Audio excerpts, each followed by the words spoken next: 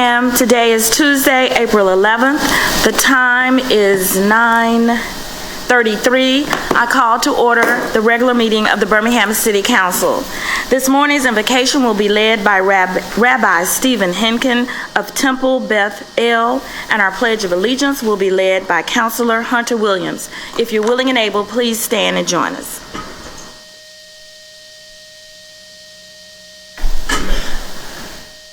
Thank you very much for inviting me, and good morning, Ms. President, and good morning, council members. As some of you, and hopefully many of you know, we are in the middle of the Jewish holiday of Passover, which is an 8-day holiday that began last week and ends Thursday night. The course of Passover, according to tradition, follows the course of the book of Exodus and the celebration of the Israelites' exodus from Egypt. It begins with the 10th and final plague on the first night of Passover, with the Israelites leaving on what we consider the first day of Passover. And through tomorrow, we will celebrate the journey until up to the splitting of the Sea of Reeds. Just before that miracle happens, there's a great scene where the Egyptians are closing in on the Israelites, and the sea is in front of them, the Egyptians are behind them. And Moses starts to pray. And God's response to the prayer is to lift up your hands, and the sea shall split before you. The rabbis of our tradition interpret this as God telling Moses, stop praying. There are times that are fit for prayer, and there are times that are fit for action. Not every moment is a moment of prayer, but sometimes you need to act for the prayers to come true. So as you begin your meeting today, I hope and pray for this council that you are able to have the wisdom to distinguish between the prayers, the times for prayer, and the times for action.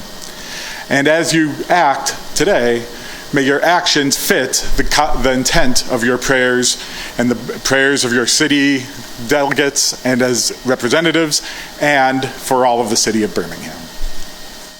Thank you very much. I pledge allegiance to the flag of the United States of America and to the republic for which it stands, one nation, under God, indivisible, with liberty and justice for all. Thank you very much, Rabbi, and thank you, Councilor Williams. Good morning, Mr. Clerk. Good morning. If you'll call the roll, please. Councilmember Abbott. Councilmember Clark. Present. Councilmember Moore. Councilmember O'Quinn. Good morning. Councilmember Tate. Good morning. Councilmember Williams. Good morning. Councilmember Woods. Council Pro Tem Smitherman. Good morning. Council President Alexander. Good morning. Thank you very much. Councilors, the minutes are not ready from December 6, 2022 through April 4th, 2023. Good morning, Mr. Mayor. Good morning, Madam President.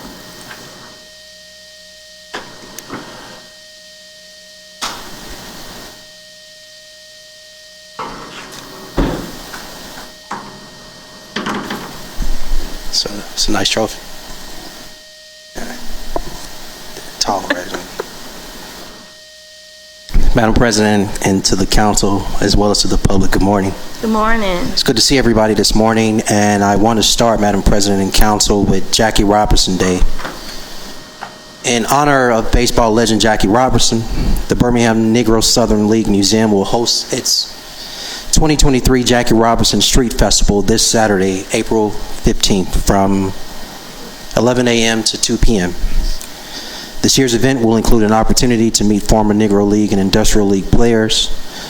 Will also include children's activities, stage performances, fitness events, food trucks, and vendors, as well as an appearance from Barry the Bear, the National Southern League's Museum's beloved mascot, who wants to see the City Council present and give them a high five. The Jackie Robinson Street Festival is free. It is a family-friendly event that will welcome everyone out to celebrate, as well as anyone who needs additional information. Please visit the Negro Southern League Museum's website, which is birminghamnslm.org. Again, that's birminghamnslm.org, or simply call 205-581-36 3040. Speaking of season openers, or speaking of baseball, it is. The Birmingham Barons home opener is tonight at 7:05 p.m. at Regents Field. And for those who need to get tickets, please visit milb.com. Again, that's milb.com. Madam President and Council, this week is Telecommunicators Week. Every year during the second full week of April, the telecommunications personnel in the public safety community are honored during National Public Safety Telecommunicators Week.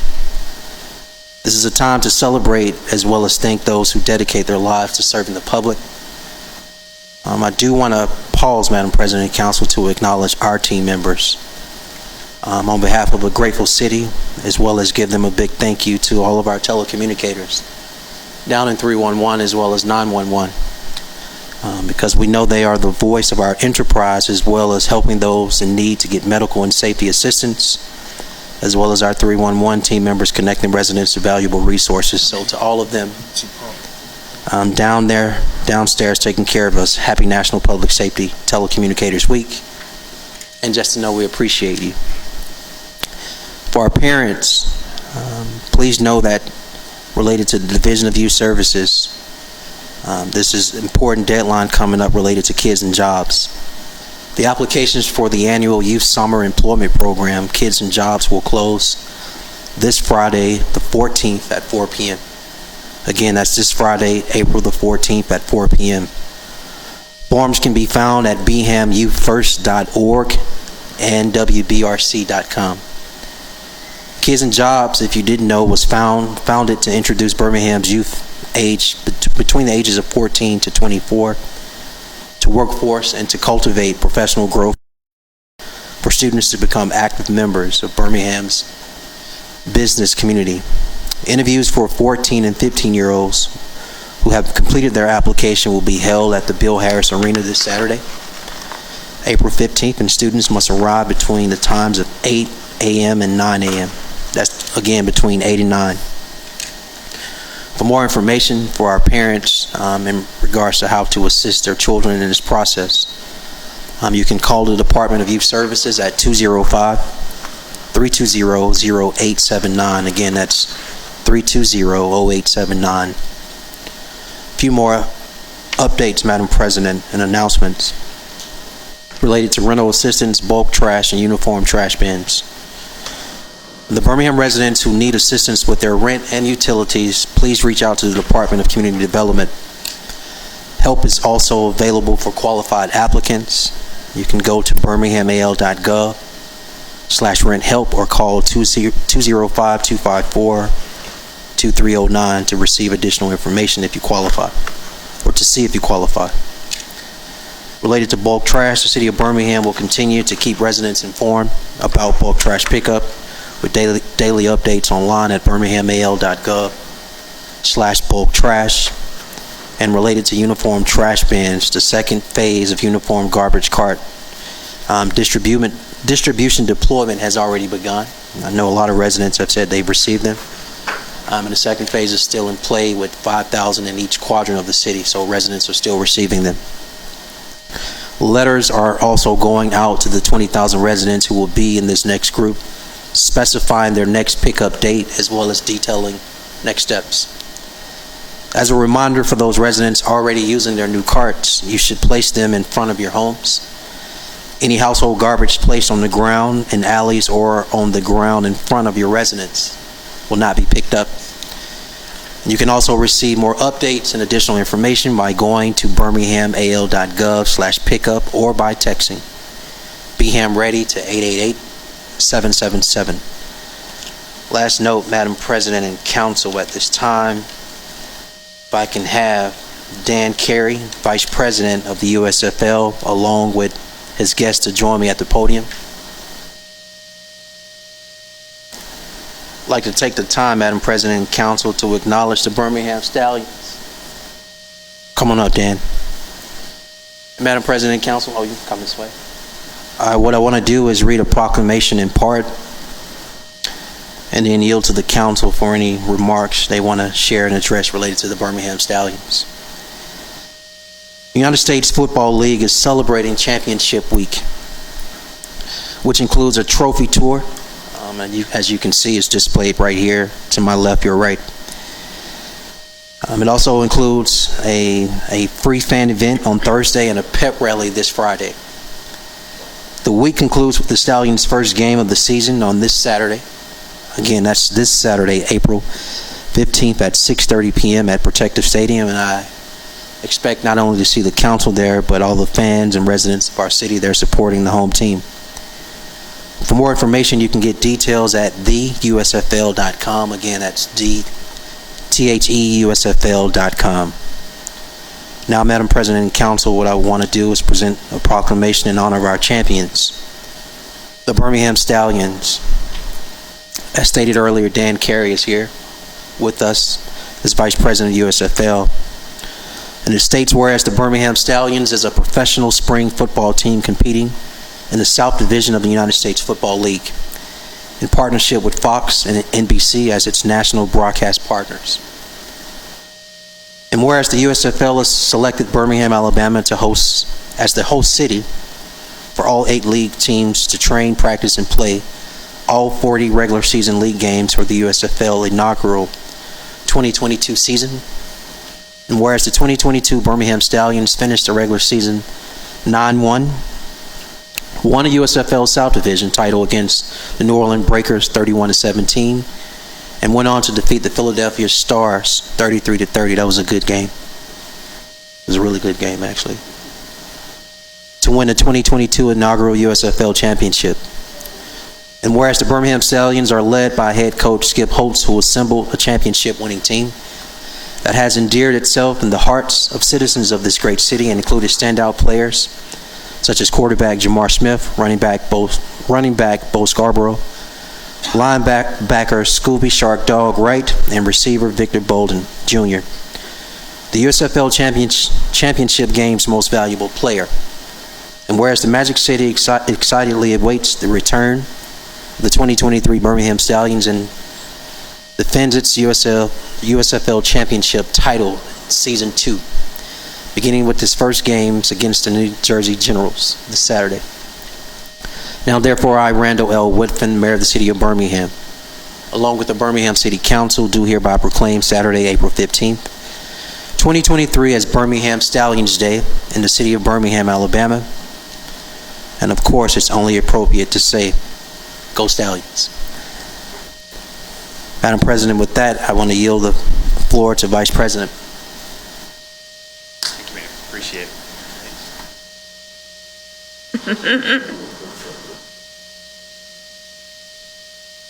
Thank you, Mayor Woodfin.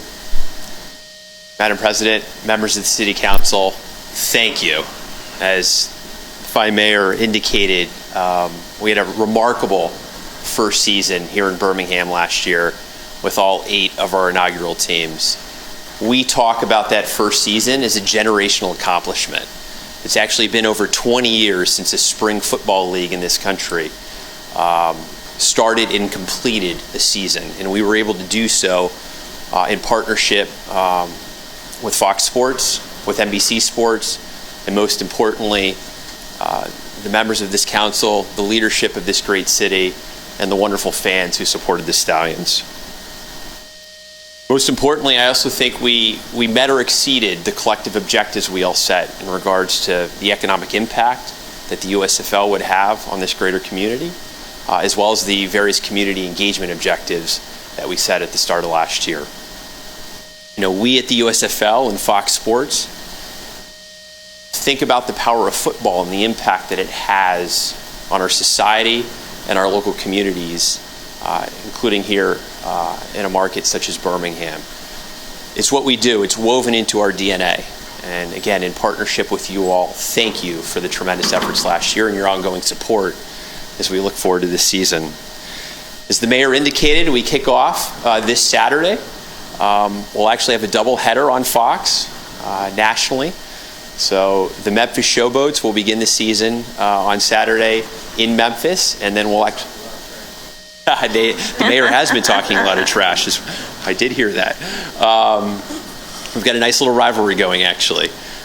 So we will start in we'll start in Memphis on Saturday, and then we'll actually throw on Fox to prime time in a true doubleheader here in Birmingham. So we're excited to see the Birmingham Stallions defend their championship. When the ball goes in the air this Saturday, believe it or not, it'll be the first time in 40 years that a spring football league comes back to start its second season in a consecutive fashion. So again, it's a testament to the leadership of this room, the great city of Birmingham, and the support of the Stallions fans and our USFL fans in general around the country. So on behalf of our leadership team here locally and around the country, thank you. Thank you for declaring Saturday Birmingham Stallions Day. We're excited for the year ahead, and go Stallions. Thank you.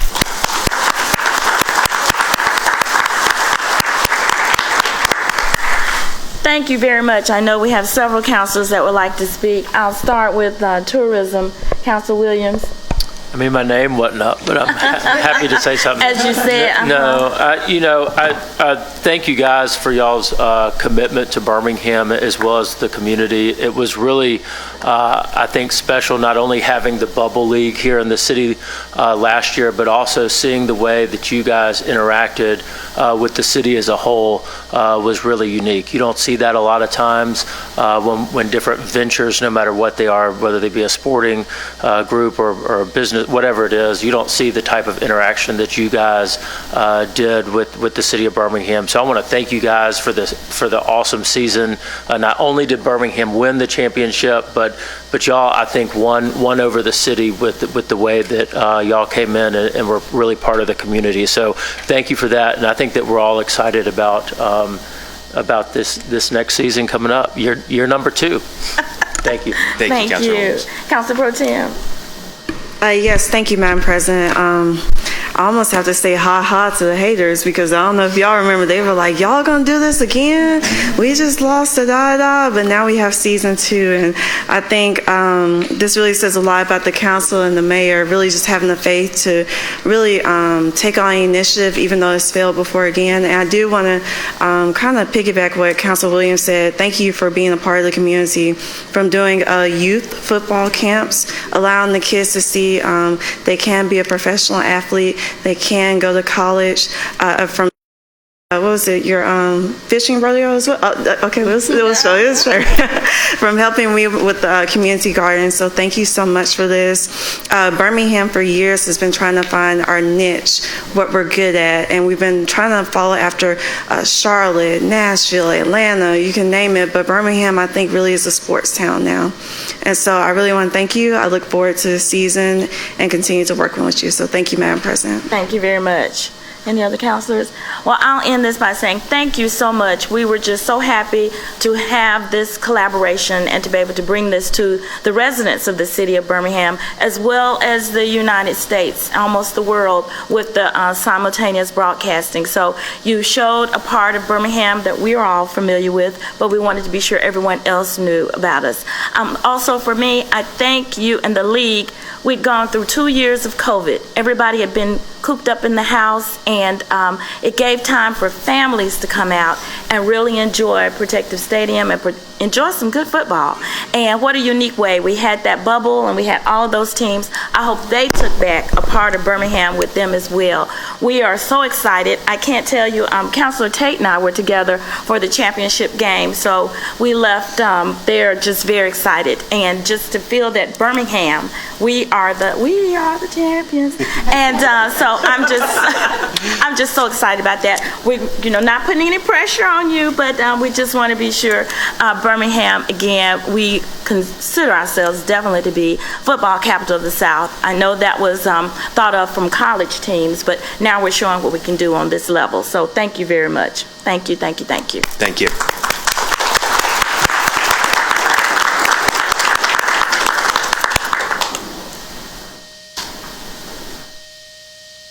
And if you don't mind, if we could get the cheerleaders, if y'all will come back behind us, and maybe the VP and the mayor. Is he president? If you'll stand behind us, and we'll take a group picture. Should we stand or sit? I guess we better sit. Then that way we'll all be the same height. We'll sit. Oh. your phone. Oh, wait, they don't make those anymore. Good Lord. We good? Got you ladies? Yeah. Oh, perfect. In my middle? Come here. Come on. You ready? Oh, no, that's a joke. I'm with you. Thanks, babe.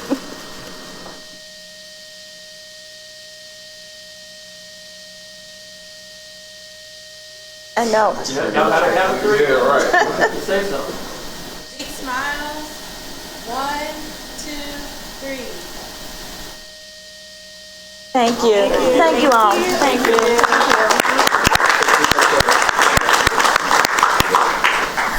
Right, thank you very much. Does Mayor have another? Yes. Yes. Oh, thank you very much. Thank you, Mayor Whitman. Yes, Councilor Williams has a comment for Mayor Whitman. Hey, Mr. Mayor. Switching gears back to city stuff for a minute.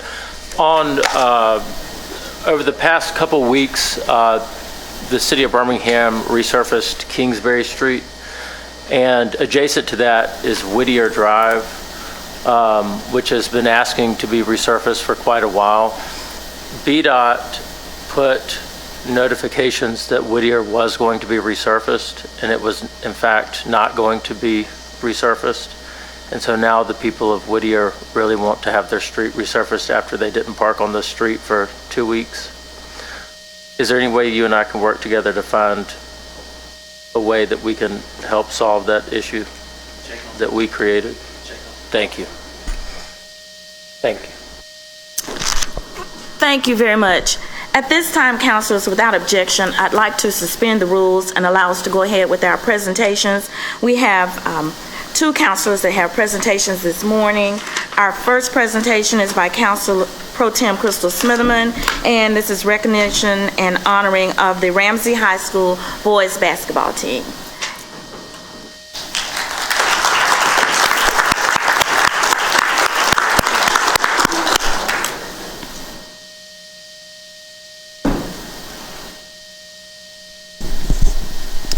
Good morning, Madam President, colleagues. So I would like to bring up the Ramsey High School boys basketball team, the coaches, Coach Ben and Principal Walker, if you guys can come with me up here.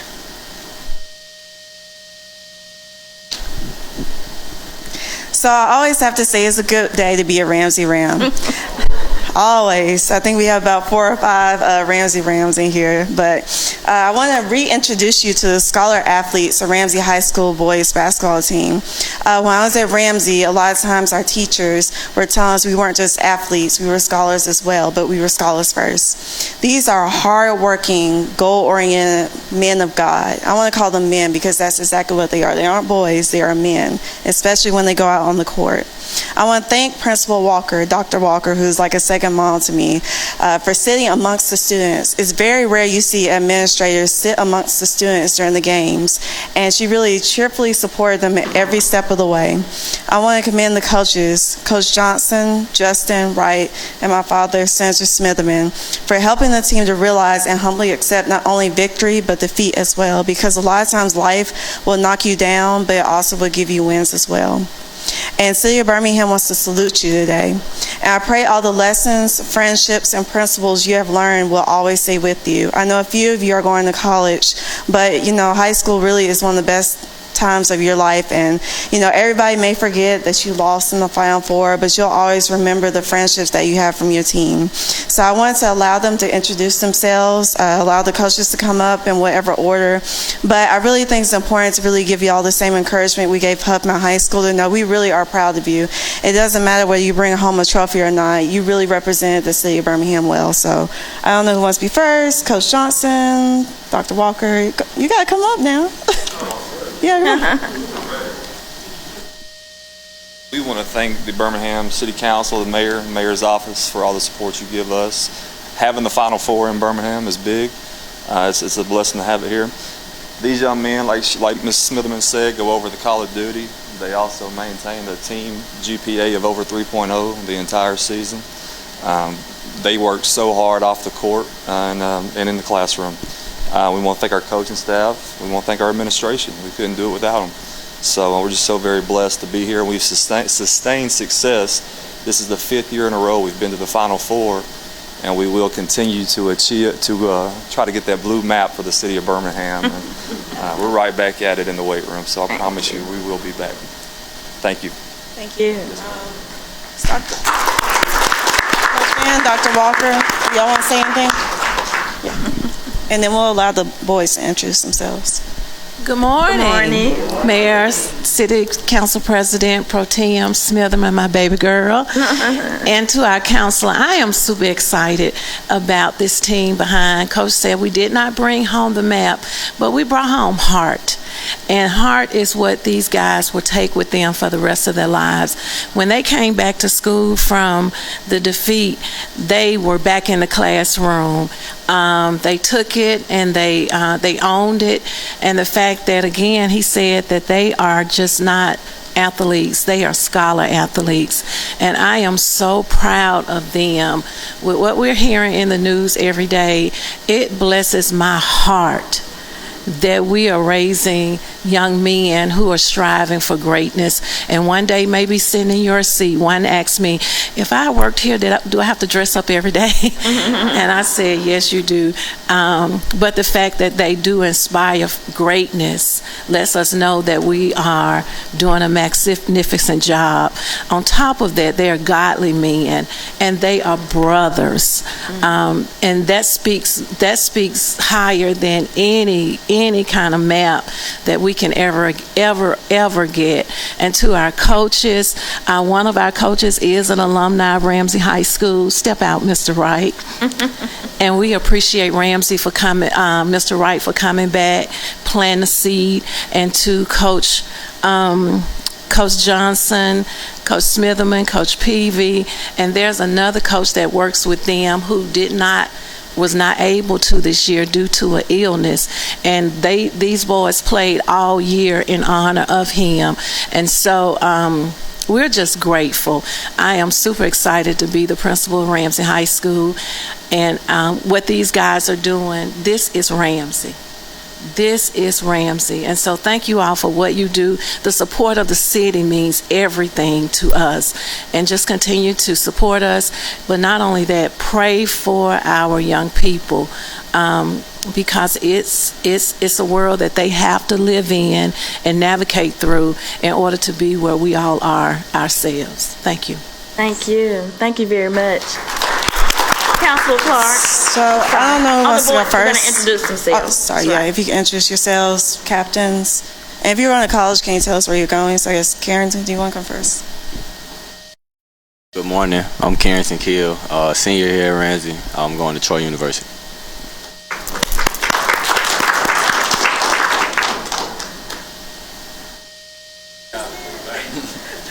Good morning. My name is Jeremiah Ford, sophomore at Ramsey.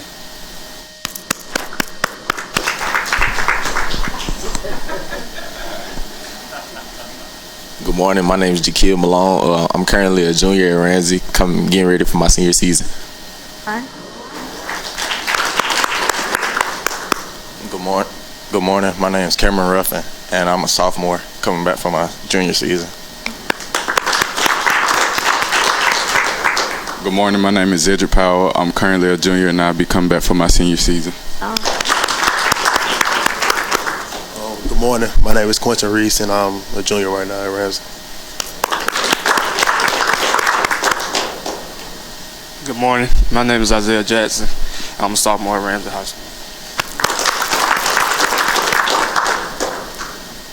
Good morning. My name is Sabian Swain, and I'm a junior currently.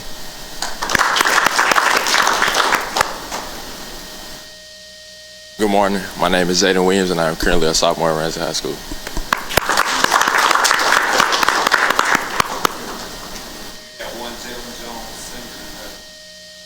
Okay. Thank you. Thank you, Madam President. Thank you very much. Councilor Clark. Thank you, Madam President, and thank you, Madam Pro Tem, for this presentation today.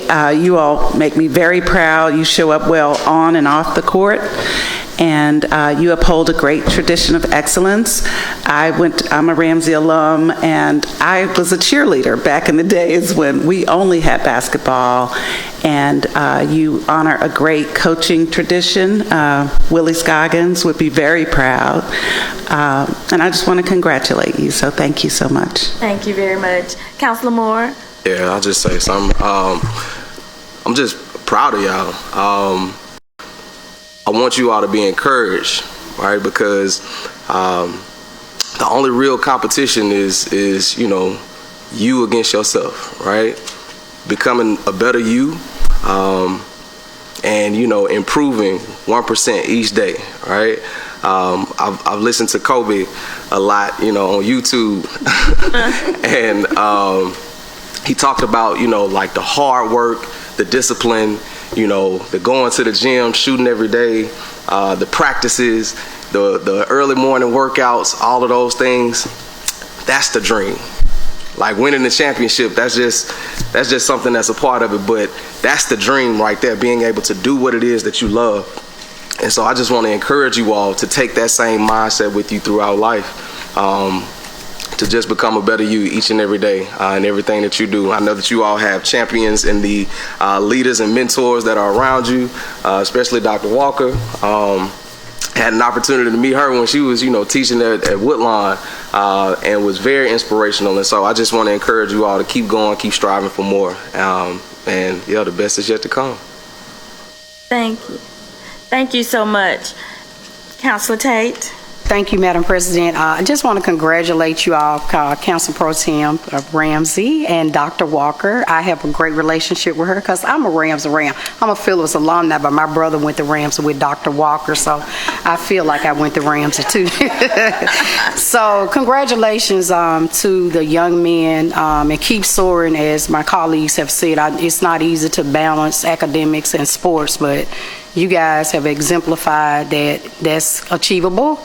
So, we're going to keep praying over your life and continue to soar and make us proud and make your parents proud. And to the young man who's going to Troy, go Trojans. I bid you farewell on your way down 231 to go to college. So keep soaring and just achieve the best, and know that, you can do whatever you put your mind to.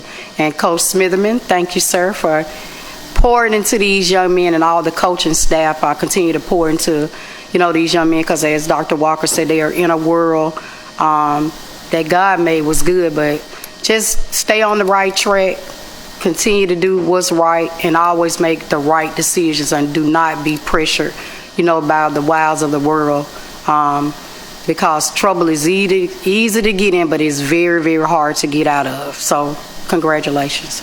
Thank you. Thank you very much.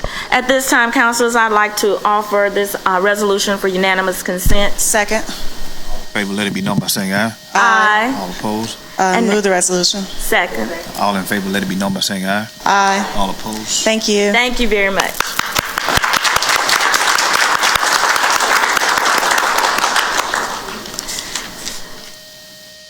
Thank you for the Ramsey Rams and their coaching staff and the administrative staff and the principal. Thank you very much. At this time, we have two other presentations that will be made by Councilor Darrell O'Quinn, the Black Law Student Association, and recognition of Fair Housing Month.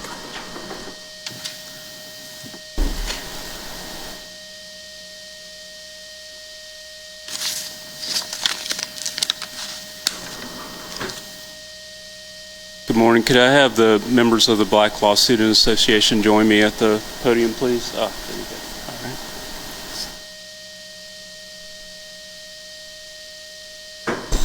Good morning. Good morning, colleagues. Good morning. I want to take a moment to recognize the Birmingham School of Law Chapter Black Law Student Association. I have a resolution here that I'll just read briefly. Whereas it is the custom of the legislative body to recognize and commend those institutions of true purpose and high achievement whose exemplary programs and accomplishments clearly demonstrate an enduring pursuit of excellence in higher education. Attendant to such concern and in full accord with its long-standing traditions, the Council of the City of Birmingham is justly proud to recognize the Birmingham School of Law Chapter Black Law Student Association during the commemoration of Law Day, May 1st, 2023, with the designated theme, Cornerstones of Democracy, Civics, Civility, and Collaboration. And whereas members and officers of the Black Law Students Association, Latrice Lee Constant, President, Miracle Mixon, Vice President, Keisha Johnson, Secretary, and Beyonce Tiriac, Parliamentarian, will commemorate Law Day 2023 with several activities which focus on rebuilding trust in our institutions, respect for one another, and our willingness to collaborate to address the challenges that face our nation. They will host several events which include a 5th grade mock trial, a high school essay and art contest, an undergrad debate, and a rooftop mixer to promote the legal and civic education of the children and residents of the city of Birmingham. And whereas it is evident members of this association are committed to increasing the number of culturally responsible minority attorneys to succeed academically and professionally while positively impacting the community, now therefore it be resolved that the City Council of the City of Birmingham, with Mayor Randall L. Woodfin concurring, pauses in its deliberations to join Birmingham School of Law Chapter Black Law Students Association in commemorating Law Day on May 1st, 2023, noting the propriety of its goals, the consistency of its commitment, and the significance of its accomplishments in preparing its students on behalf of the community it serves. I encourage all citizens of this great city to join the council and its members of this association in their ideals to achieve a more perfect union. Move the resolution. All in favor, let it be known by saying aye. Aye. All opposed? Move the item. All in favor, let it be known by saying aye. Aye. All opposed?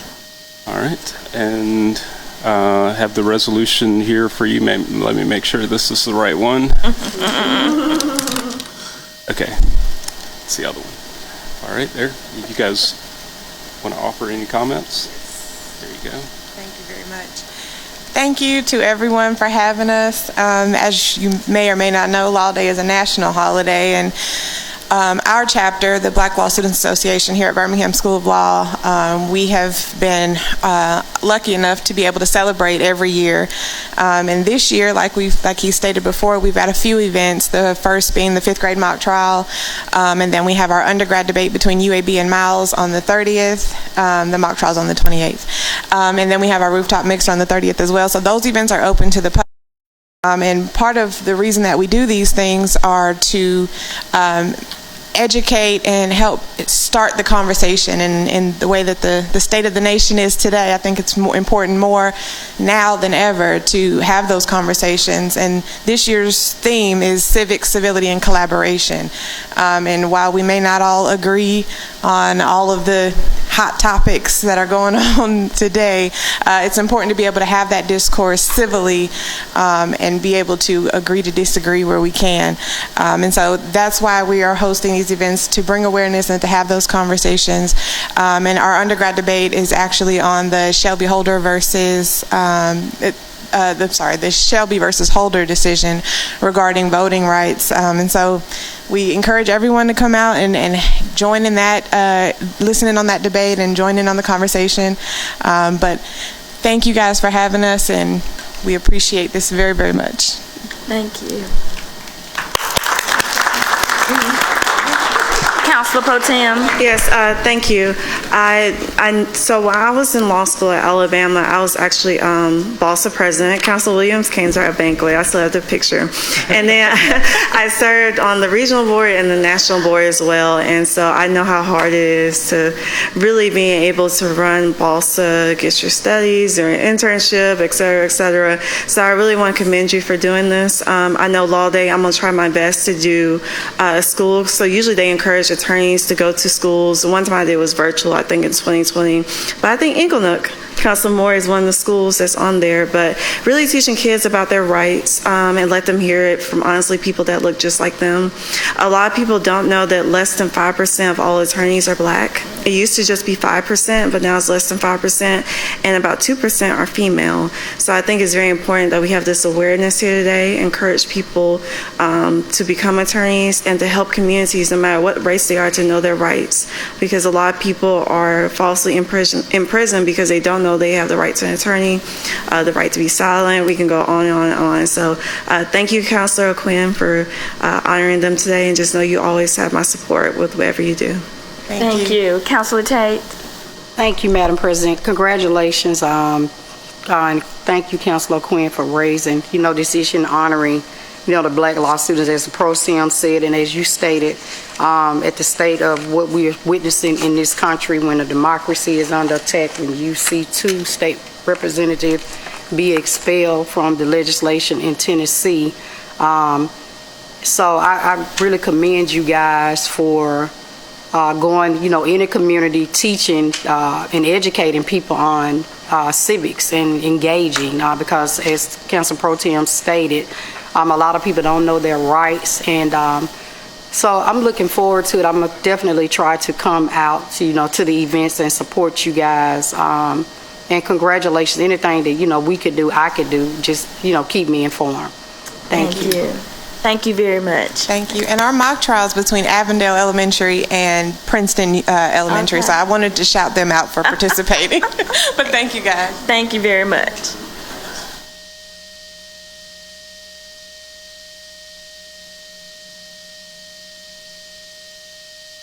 All right, next up, I'd like members of HABD and Birmingham Association of Realtors and Fair Housing in Northern Alabama, if you guys could come up and join me at the podium. And all of our fair housing partners. Thank you.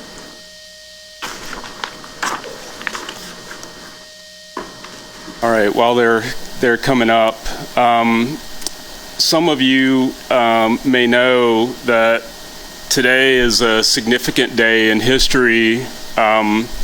On April 11th, 1968, President Lyndon Johnson signed into law Title VIII of the Civil Rights Act, which is better known as the Fair Housing Act. So today we're celebrating that occasion with as we have in the past, with a resolution recognizing Fair Housing Month, which is something that, as you all know, over the past several years, the administration, along with the council, has made quite an effort to address blight in the city of Birmingham. But as Mayor Woodfin has made it known, with this second term of his administration, he wants to go vertical with new housing, and one of the issues that we, of course, recognize is that everyone needs to have equal opportunity to, be able to access and obtain fair housing. So I want to first read this resolution, and we'll give an opportunity to our partners standing behind me. There's quite a crowd back there to make some remarks. So the resolution reads, whereas it is the consensus of this legislative body to recognize that the quality and character of life in the communities across the city of Birmingham are reflective of the concerned and dedicated efforts of those organizations and individuals who would devote themselves to the welfare of the citizenry. Attendant to such concern and in full accord with its long-standing traditions, the Council of the City of Birmingham pauses in its deliberations to join the Birmingham Association of Realtors in recognizing the month of April as Fair Housing Month. And whereas April 11th, 2023 marks the 55th anniversary of the passage of the Fair Housing Act, which clarifies a national policy of fair housing for all who live in the United States. And whereas the original Fair Housing Act prohibited discrimination in housing and housing-related transactions based on race, color, national origin, and religion, the mission statement of the Department of Housing and Urban Development reflects a commitment to build inclusive and sustainable communities free from discrimination. Economic stability, community health, and human relations in all communities are improved by diversity and integration. And whereas fair housing is integral to the ethical commitment of members of the National Association of Realtors and the Birmingham Association of Realtors, and is critical to the ability of all real estate professionals to serve their clients, customers, and communities. And whereas the Birmingham Association of Realtors provides leadership and is a resource for the community in the areas of sustaining home ownership, foreclosure prevention, financial literacy, and other housing education. Fair housing education and enforcement plays a pivotal role in increasing housing choices and home ownership opportunities for members of protected classes. The services and resources they have worked hard to provide their members are the benchmarks upon which the standards have been set. The Council joins this remarkable organization as it works to impact our communities through leadership, education, and resources. Now, therefore, it be resolved that the Council of the City of Birmingham, with Mayor Randall L. Woodfin concurring, supports the goals and ideals of the Fair Housing Act and recognizes the month of April as Fair Housing Month in the City of Birmingham, Alabama, which includes bringing attention to the discrimination faced by everyday citizens in housing and housing-related transactions based on race, color, national origin, sexual orientation, disability, and religion. We commend the Birmingham Association of Realtors, whose involvement is and always has been characterized by an impressive commitment and an uncompromising standard of excellence in its endeavors on behalf of all citizens of this great city. I'd like to move for unanimous consent for consideration.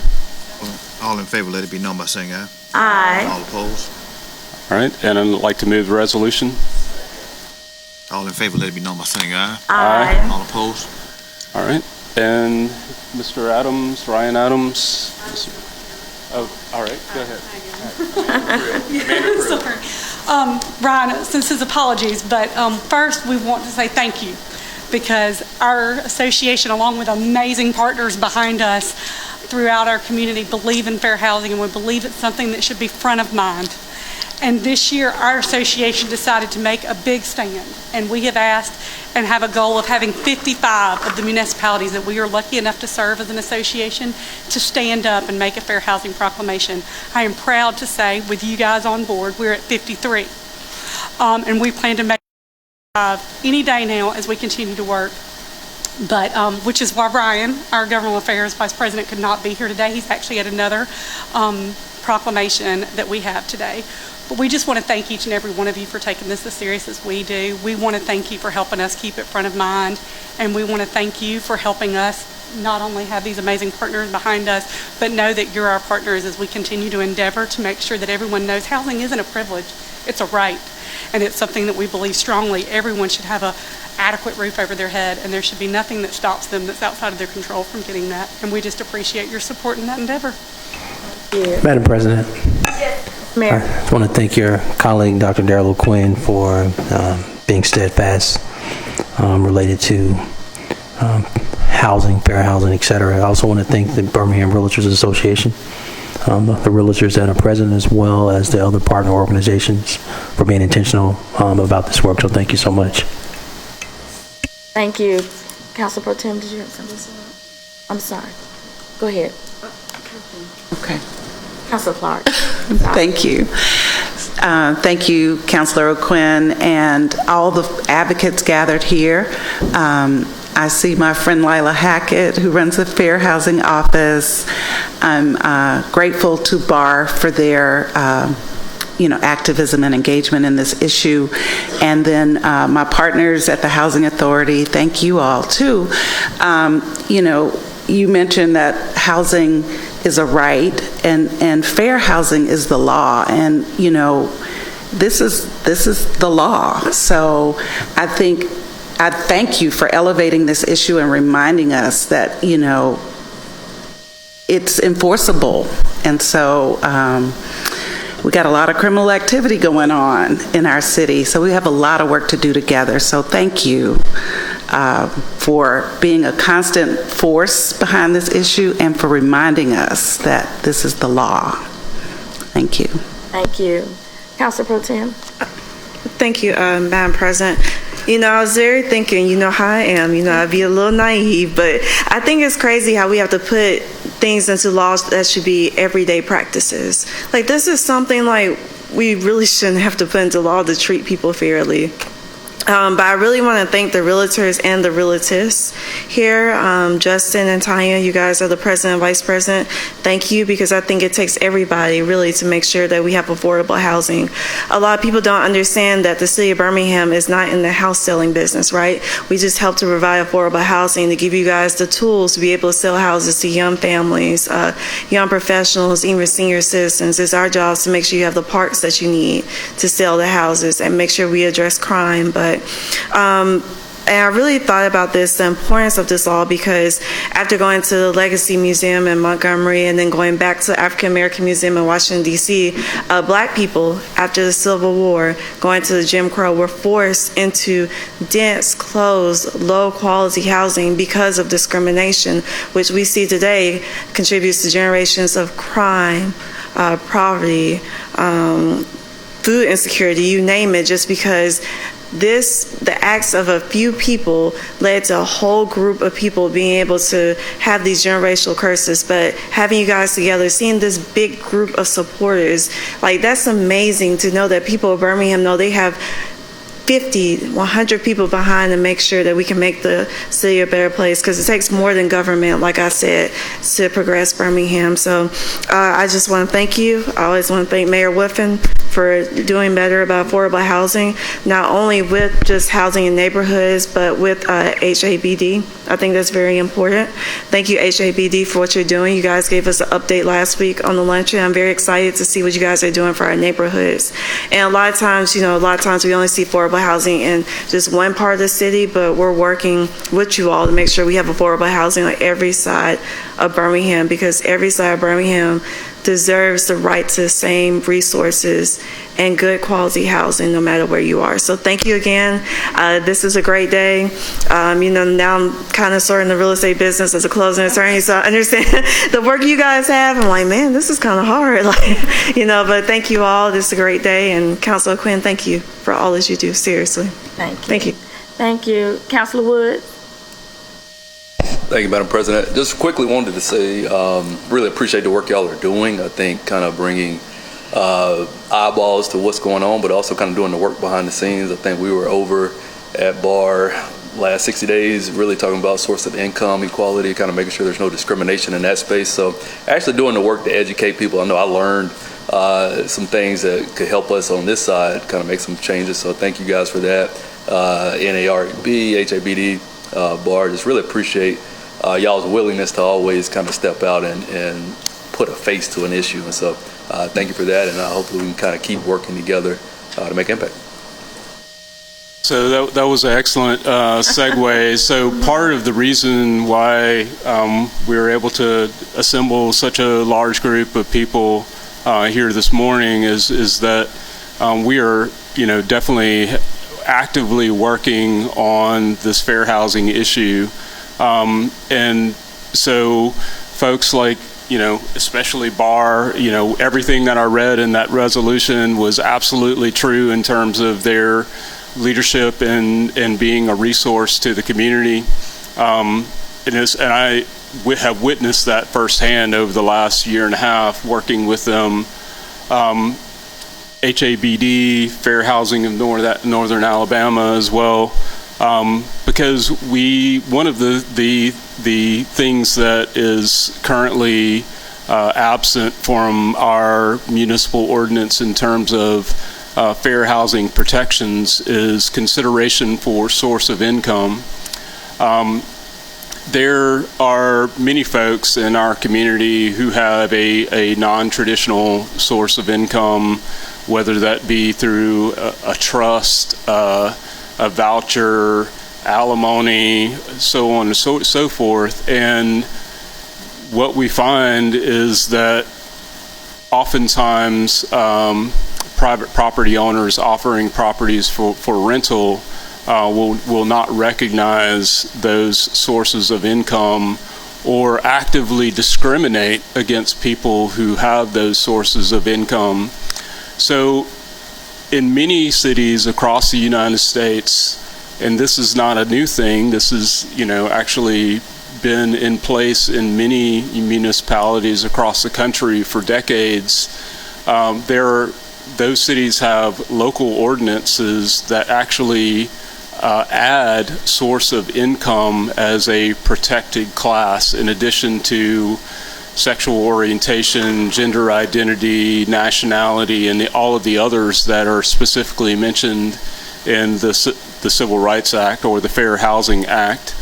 So all of these partners have been working and engaging in conversation amongst each other and really being advisors to myself and by extension to this council in developing amendments to our current fair housing ordinance that would add that protection. I don't think that any of us, especially in our close engagement with constituents across the city, I don't think any of us have not had the opportunity to meet someone who was actively receiving housing assistance, had their housing threatened, may have been underhoused or unhoused. So that's an issue that I think all of us have sort of witnessed firsthand, and especially my personal experience being a city councilor whose district contains 7 HABD public housing sites.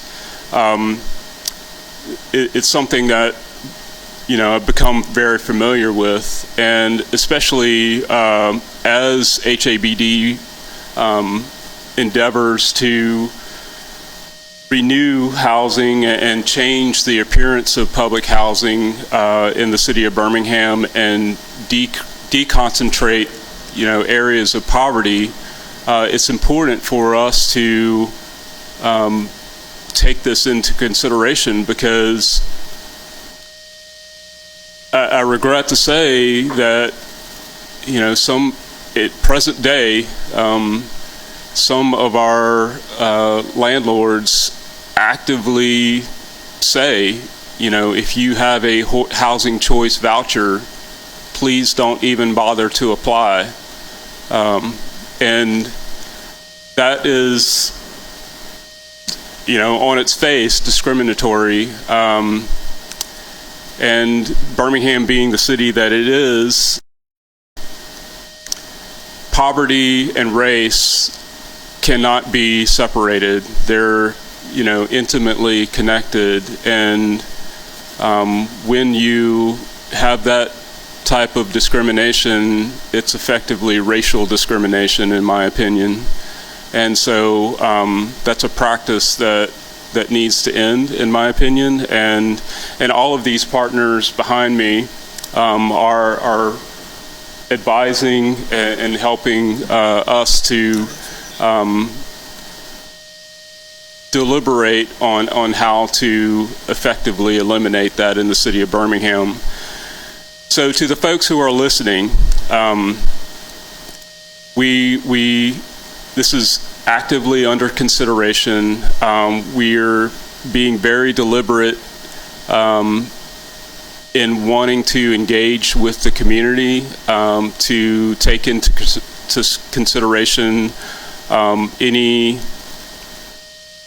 unforeseen, circumstances that may arise as a result of making amendments to our fair housing ordinance. So I want to take this opportunity to, solicit members of the community that if you have, feedback on this issue that you think that we need to hear about, we definitely want to do that. And again, I want to, thank all of these folks for being so engaged and so supportive. And especially, I want to point out that when this issue came to my attention, it was not on my radar at all. I was generally aware, but it really was a individual constituent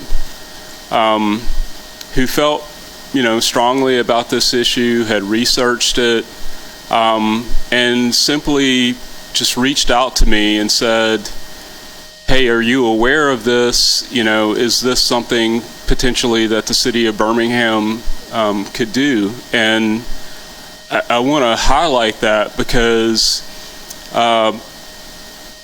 it's just an example of what kind of impact that you can have as a citizen who is engaged with your government representatives. We do listen, we do hear you, and therefore, again, this wasn't on my radar, a year and a half ago, but it very much is now, and you can see the impact of sending an email, of the folks standing behind me, and hopefully, in the future, by a lot more people having access to quality, affordable, housing. So, again, just want to take one last opportunity that, to say that this council is going to be considering adding source of income protection. I should note that item 16 on our agenda today will create a fair housing committee of the council that I expect will, consider this type of amendment to our ordinance. And I think so. In total, this is a great day, a monumental occasion for fair housing in the city of Birmingham. Thank you. Thank you, Dr. O'Quinn. We thank you and everyone who has come out today. As has already been said, this is the 55th anniversary of the passage of such an important law. We know that Birmingham is among has the most redlined areas and cities within the United States, and how this has impacted our residents over a period of time, and what it has cost them in health care, education, all types of things. So we appreciate you for being the ones that will make this truly a law. and that we will get beyond this and make affordable housing and fair housing open for all of our residents. Thank you, Dr. O'Quinn, again for bringing this awareness to us as a council. Thank you, Mayor Woodfin, for what you're doing, and our partners at the Housing Authority, and each of you for what we want to do for the residents of Birmingham. We have this vision of affordable housing for our residents, so we thank you very much.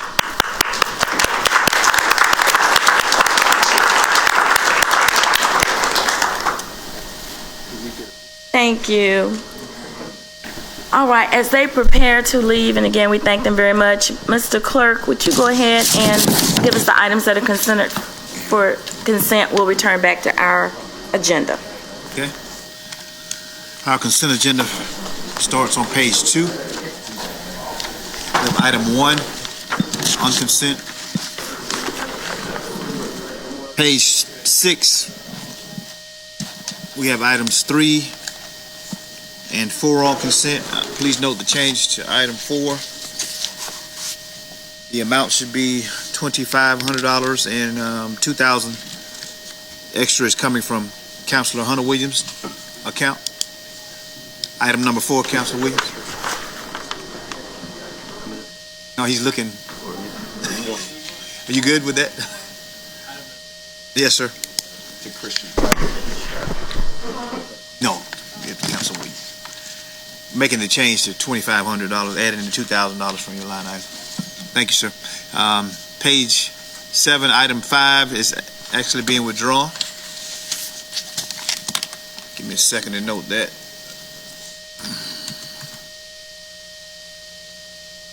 Due to the 772 requirements. It's the amount change, so we have to re-advertise. Items 6 and 7 are on consent. Page 8, we have items 8, 9, and 10 on consent. Page 9, we have items 11 and 12 on consent. Page 10, we have items 13, 14, 15, and 16 on consent. Please note that item number 15 was recommended by Budget and Finance. Page 11, we have items 17, 18, 19, 20, and 21 on consent. Page 12, we have items 22, 23, 24, 25, and 26 on consent. Page 13, we have items 27, 28, 29, 30, and 31 on consent. Page 14, we have items 32, 33, 34, and 35 on consent. Page 15, items 36, 37, 38, and 39 are on consent. Item 16, we have items 40, 41, 42, and 43 on consent. And on page 17, we have items 44, 45, 46, 47, and 48 on consent. And you have one addendum item, which is an item of permanent operation. Okay, thank you, Ms. Clark. Are there any councilors that would like to take any items off consent? Okay. Well, dang, y'all withdrew item 5 and 12, right? Well, can we take item 12 off consent? What number? Item 12. I just need to add some money from my account. Okay. And then items 31 and 32. Councilor Tate has some questions about them.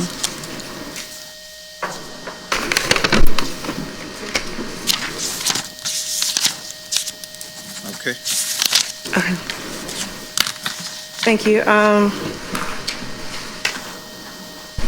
All items designated as consent are routine, non-controversial, and will be approved by one motion. No separate discussion of these items will be permitted unless a council member, the mayor, or citizen interested in public hearing so requests. If so, such items will revert to its normal place on the agenda order of business. All matters of permanent operation with the P will be read. All other matters will be announced by reading the item number only. All public hearings will be announced. And before we do that, I'm sorry because I was not paying attention. Did we pull item number 16 from consent? No, ma'am. No, ma'am. Okay, I'd like to request that we pull item number 16 on page 10 off consent. And then item number 9 off. And item number 9. I apologize, we were conferring on something. Okay. So, Mr. Clerk, will you note those items? Yes, ma'am. Thank you very much. The statement of consideration of the consent agenda has been read. Councilors, do we have a motion and a second for consideration? I move for approval. Second. Pro Tem Smitherman and Councilor Moore.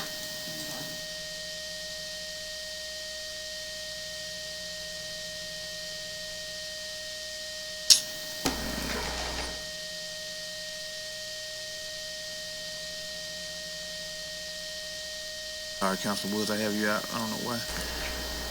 Councilor Woods, I have him. I'll have to manually put you in. Councilor Woods, how would you like to vote for the consent? Oh, you got it? Good.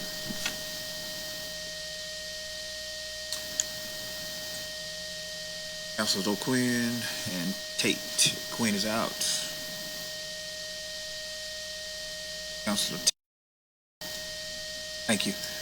That vote should be up, Madam President. All right, thank you. The consent agenda passes. If you were here for any item that was listed as consent, it has been approved, and we'll continue with the rest of the agenda. Mr. Clerk, I'd like to call up item number 16 first, please. Okay.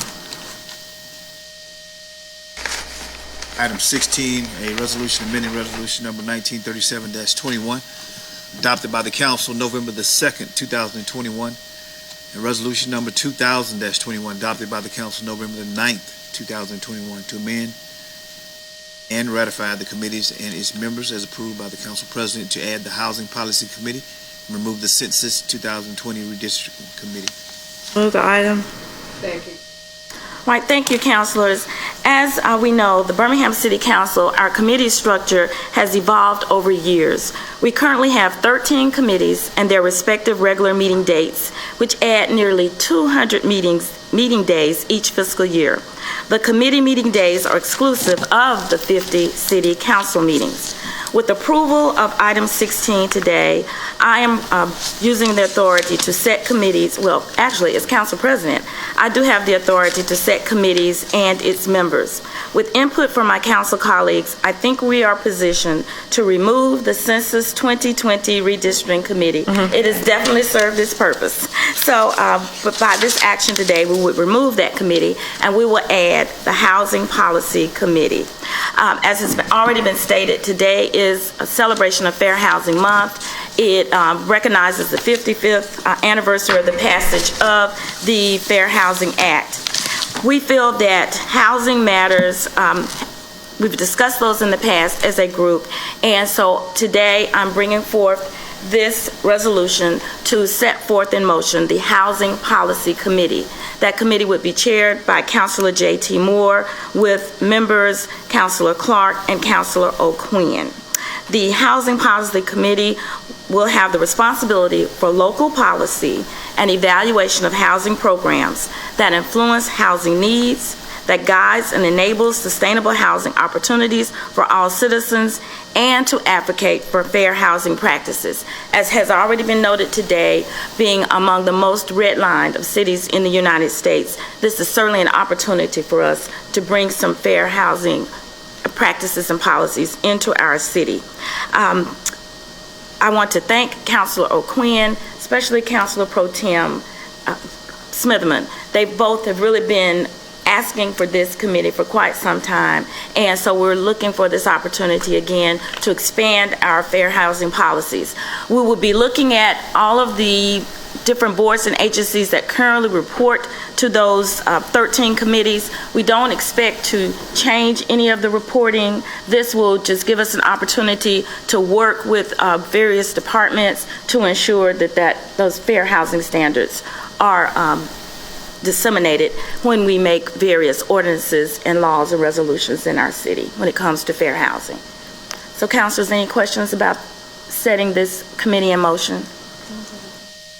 Yes. I think some more. Go ahead. Oh, no. Any comments? Go ahead. I just want to thank you for really taking this into consideration. I was telling Madam President yesterday, my mom, when she was council president, made up the Utilities Committee. I think Council Abbott remembers that. So it's an example of a committee that really can go far, because the Utilities Committee is really, really needed, and it's been very influential for us and beneficial to have these utility companies come and really give us reports. My hope is also the housing authority to come and work with the council and give us updates. We have some really heavy hitters on the committee. Councilor Moore, he is so energetic. energetic and intelligent. He's really passionate about housing and homelessness, and I think he'll do a great job. Councilor Clark, she's like the guru of housing policy, and then Councilor Quinn is just passionate about housing as we've seen today. So hopefully we can get some things done, continue to be a transformative council, and thank you, Madam President, for your leadership always. Thank you very much. All right, councilors, with no other comments, we'll go ahead and entertain the vote to establish this committee.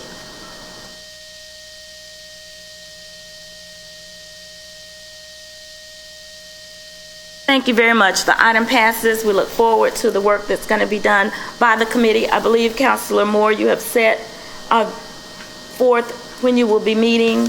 Are you ready to announce that yet, or you're talking as a committee? So we'll talk as a committee just to determine. I think we're still kind of, we good? Did we settle on the third Wednesday? Yes, I think at 3:30. 3:30. All right. Thank you very much. Thank you, councilors. We appreciate the support for establishing that committee. And again, I don't think any of us are sad to go ahead and sunset the redistricting and census committee. We'll be ready for the next time. Somebody will, the next time it comes up. Thank you very much. All right, councilors, let's go ahead and we'll go with the other items that are on consent. That are on the agenda. Thank you. Item 2 should be next then, if we're going to do that.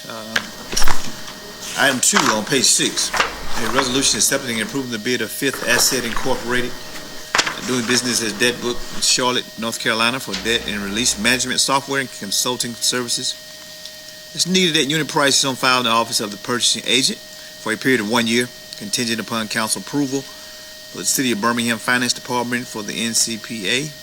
Purchasing Cooperative Contract number 14-3. Motion, please. Second. All right, thank you, councilors. This is a resolution approving the bid for the software and consulting services. Any questions regarding this item? We're ready for the vote.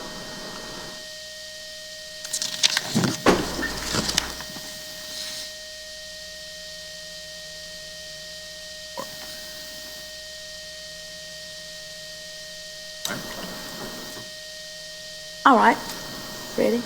Item number 2 passes. Thank you very much. Mr. Clerk, next item.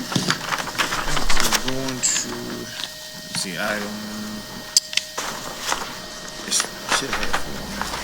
5 was withdrawn, and then we'll go to 9 after that. Okay, item number 9.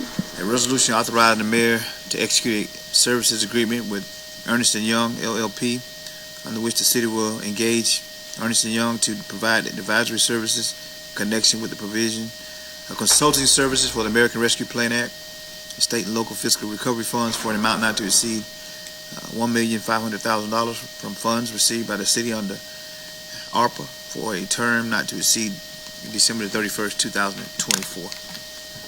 Motion. Second. All right, was it you, Councilor, that moved this item? Yeah. This item? Thank you. I just had a few questions. So on this item, I know that we talked about when we initially talked about ARPA funds hiring a professional consulting firm that I guess made sure that we were in compliant with the Treasury guidelines. Is that what we're doing here? Okay. And then my other question was, it looked like the contract was considerably less than the not to exceed amount. Now I've lost it in this stack, but is there a reason there's such a big difference between the 1.5 and the 1.2? Madam President. Yes. Just to answer your question, Councilor, apologize. So the amount is based off of the different type of projects that we have to spend by a certain standpoint. Based off of each project, which we have compliance that we want to make sure that satisfy those requirements before we send anything. Okay. Thank you. Otherwise, a not to exceed. Okay. Is your question? Yeah, Thank thanks. you. Any other questions regarding this item? We're ready for the vote.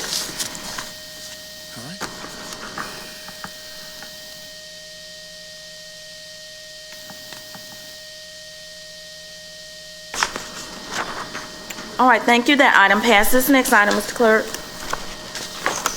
Item 12, a resolution authorizing the mayor to execute an American Rescue Plan Act of 2021 coronavirus state and local fiscal year, recovery funds agreement between the city of Birmingham and Greater Birmingham Habitat for Humanity, incorporated under which the city shall award funds under the American Rescue Plan Act in an amount not to exceed the amount of $350,000 to Habitat for its Protecting Good Housing and Renovation Program to provide roof replacement grants of up to $10,000 for 50 to 60 qualified low and moderate income applicants at or below 80% of the area median residing in Council District 4 and Council District 9 of the city of Birmingham.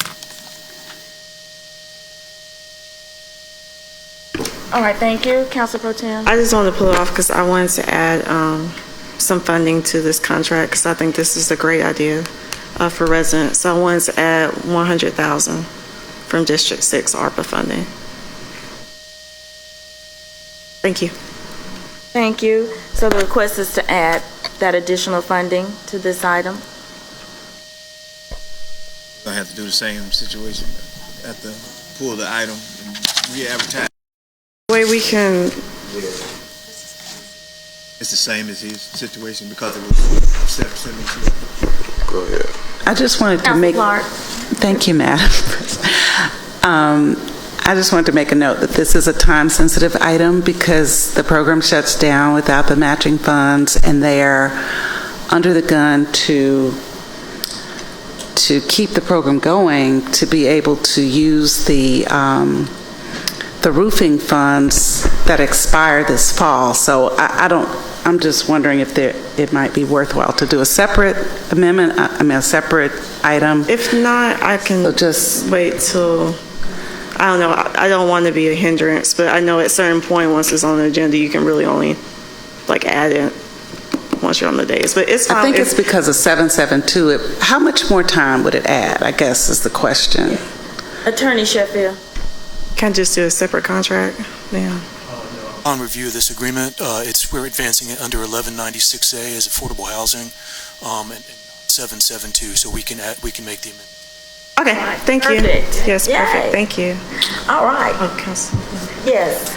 Councilor Moore. Thank you, Madam President. And I just want to say thank you, Councilor Smitherman, because this is definitely a worthwhile project that Protecting Good is doing, and being able to help repair, do some critical repair to people's homes and provide them with roofs that, will last more than 30 years. And so it's definitely a worthwhile endeavor, and we greatly appreciate your contribution and help in this endeavor. So thank you.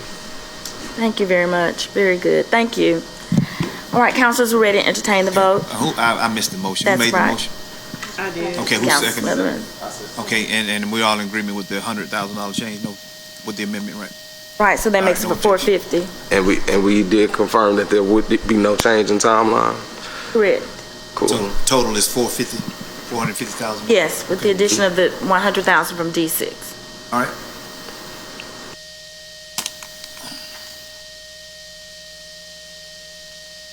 Hold on, so we get Councilor.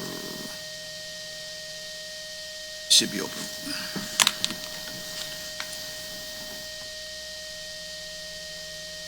Councilors Clark and O'Quinn. All right. Thank you very much. Item number 12 passes, and we are very appreciative of these allocation of ARPA fundings for this very worthy project. Thank you very much. Next item. Should be, did we remove, we do that. So we're going to go to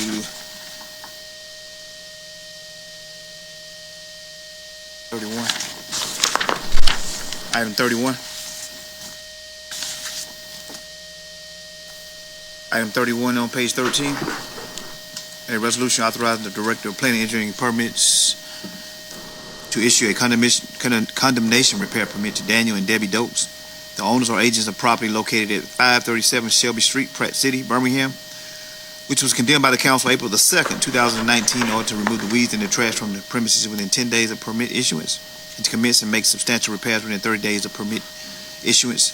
No previous permits having been requested. Motion, please. All right, thank you. I'm not sure who moved this from consent. I did. All right, thank you, Council Pro Tem. It's 31 and, it's 31 and 32. I know Councilor Tate has some questions about the item. She didn't make PIC meeting. Just simple questions. Only question I had, Mayor, on 31 and 32 is just noticing that they've been issued a permit to remove the weeds, and I see the 10 days, and just wanted to make sure that, the houses are going to be, repaired and not continue to be dilapidated. That's the only concern I had. Yes, ma'am. Ms. Councilwoman Tate. Madam President, if it's okay with you, we're going to allow team member Michael Glover to come in. He's right outside the chamber. Come in and make sure Councilor Tate's question is answered. If it's okay with you, Ms. Tate, I'm not sure if you heard it, so are you okay with repeating your question to make sure we get you an adequate answer or response? Thank you, Mayor.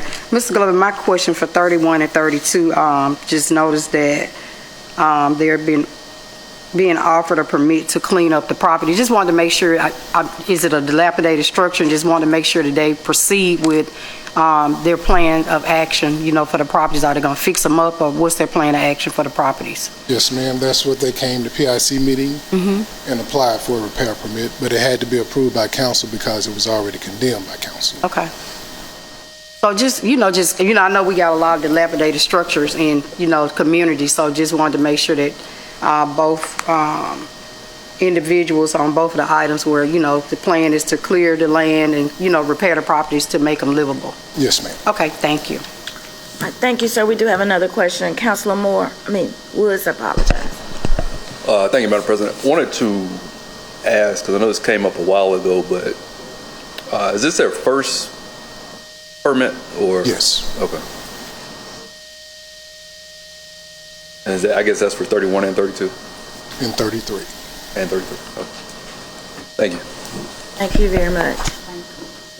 Councilors, we only pulled 31. Did we pull 32 as well? Yes. All right, clerk, can we go ahead and read 32 and we can consider them together? All right, 32, a resolution authorizing the Director of Planning and Engineering permits to issue a condemnation repair permit to Sandy Whitted, the owner or agent of the property located at 824 Illinois Road, Birmingham, which was condemned by the council October the 18th, 2022, in order to remove the weeds and the trash from the premises within 10 days of permit issuance, and to commence and make substantial repairs within 30 days of permit issuance. No previous permits having been requested. We'll use the same motion.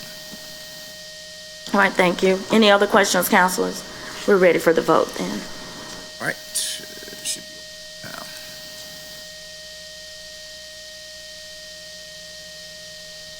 Councilor Quinn. Thank you, sir. That vote should be up.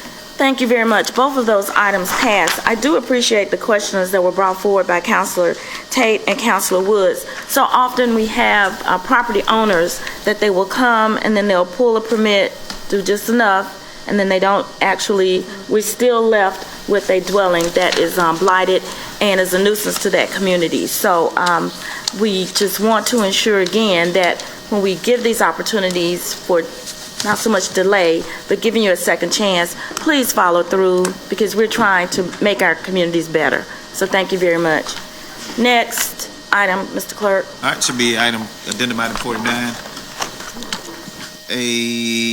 An ordinance to set additional requirements for council appointments to the Waterworks Board of the City of Birmingham beyond residency within the city and being a customer of the board to ensure high standards of professionalism for the governance of the board. This is an item of UC. an item of permanent operation. I need UC to entertain today. I move for UC. Second. Okay, all in favor, let it be known by saying aye. Aye. All opposed? Who's the no? All right, gotcha. Item should reappear next week. Thank you. We'll bring that back later. Any other items? Thank you. At this time, councilors, we will give you an opportunity to bring updates for your district, and we'll start with you, Councilor Clark. Are you ready? Thank you. Thank you, Madam President. So in District 8, we have neighborhood meetings. Tonight at Bellevue Heights, we'll meet at 6:30 in person at Brown Elementary School. We're asking neighbors to come out and provide input into their vision for improving the blight at the Gateway project, which is on the entrance from the Fairfield side. So please come out in person. We'll have some facilitators there to assist you in visioning for what this area can look like in the future. There's a special called meeting that is being organized by Community Resources for the Central Park neighborhood. That will take place on Thursday, April 13th at 6 p.m. at the 5 Points West Regional Library. At this meeting's information on the neighborhood election process will be shared, so definitely come out, encourage your neighbors to be there, and participate in getting elected officers for your area. Also note that if you're interested in enrolling your child in the Birmingham Parks and Recreation summer camps, the deadline for early bird registration is quickly approaching. You have until April 14th to secure spots under that early bird registration rate. For more information, you can call Lisa Pickens at 205-254-2303. And if you're looking for ways to enjoy these, each Thursday morning we meet up at about 7:55 a.m. and do about a 1 1/4 to 1.5 mile loop. All welcome.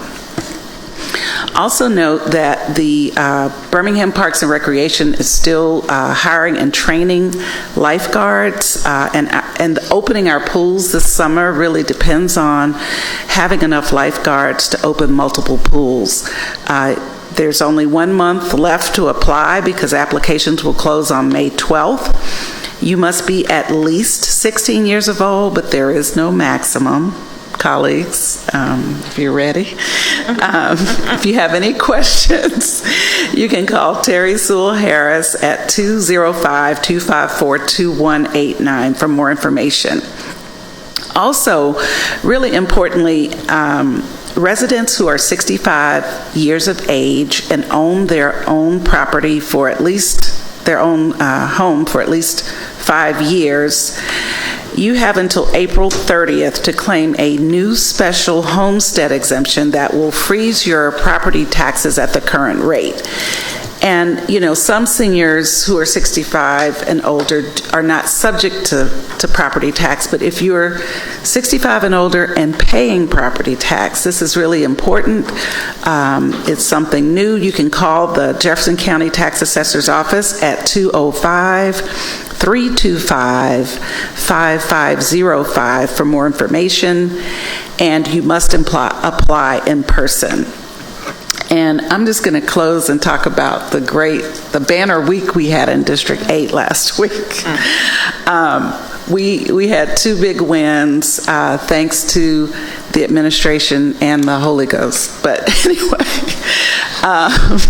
Birmingham Southern is staying open. I prayed I said, okay, we're going to get a new grocery store, and I hope Birmingham Southern students can get to shop here. So I got both my wishes, I think. So anyway, the announcement of Birmingham Southern College staying open was not only welcomed relief for the residents surrounding the school, but also for the state of Alabama. And you know, the ripple effect of this college certainly starts in its home neighborhood of Bush Hills, but it spreads across the world. And it's our good fortune that we may continue to have this school in our district, in my neighborhood, and in the city of Birmingham. And I want to wish them continued success in solidifying the commitments that are needed to secure their future. And thanks to IEO, this administration, and the City Council.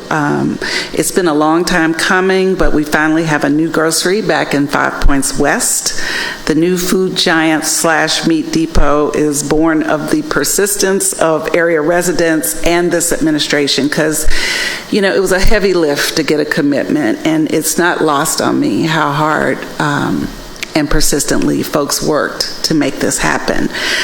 It was a sight to see. Hundreds of people gathered for the grand opening of the fully stocked store that features many of the items that the community requested, such as, you know, even if limited, a floral section, they wanted a deli, they wanted seafood, and so they were able to get those things in this store.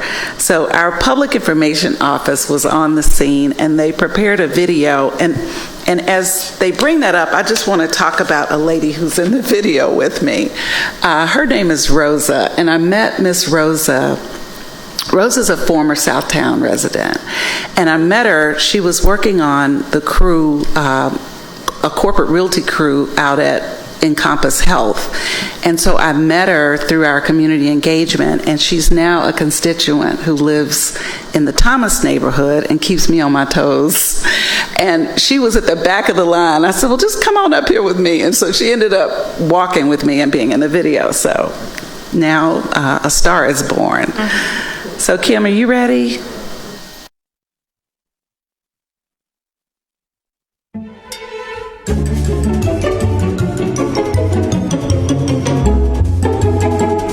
Today at the opening of the new Food Giant store in 5 Points West. It's such a great day for me personally and the residents of District 8, because we now have a full service grocer in 5 Points West. 2, 3.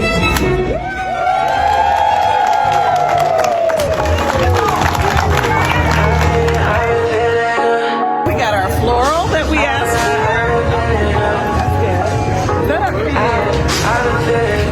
Lots of fresh produce.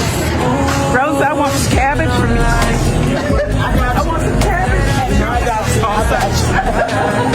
That means convenient access to value-priced fresh food. And we've got a steam table for deli meals. We've got floral. We've got seafood. We've got all the things we asked for in this full-service grocery. And it was a heavy lift, a long journey to get here because we were rejected by so many grocers, but it was our hometown grocer, Jay Mitchell of Food Giant, who came to the rescue with his partners, Beef Depot. Snow crab, a box, $59.99. Great deal. Great deal. The citizens seem truly delighted, and you can see that by what's going on here today. Oh, this is really beautiful. It's an amazing turnout. The line was wrapped around the property. It went, you know, all the way down the strip and then turned. So we're just ecstatic. Hey, how you doing? Are you winning? What is it? A lot of grocery anchored strip centers that lose their grocery anchors never get a grocery back. So this is a miracle today, and a testament to the insistence of the people and then the leadership of the city. And so that convergence just made it happen. Sheer determination. And for more from the Birmingham City Council, follow along with us on Facebook, Twitter, and Instagram. Stay safe, Birmingham. I have to say, I met Chaz's mom that morning too, and she was in that freeze frame with me. Lovely lady, and glad to finally meet her. So thank you all for your help with this, and this is great for all of Western Birmingham. Thank you very much. We do have a couple of questions. First, Councilor Quinn. Wanted to point out that for folks who want to get to the new grocery store in the western area, they can use Birmingham On Demand if they're in the Birmingham service area. So that's a great option, especially for, you know, like students at Birmingham Southern, or, you know, anywhere from Bush Hills to Smithfield to even Park Place downtown, Inslee.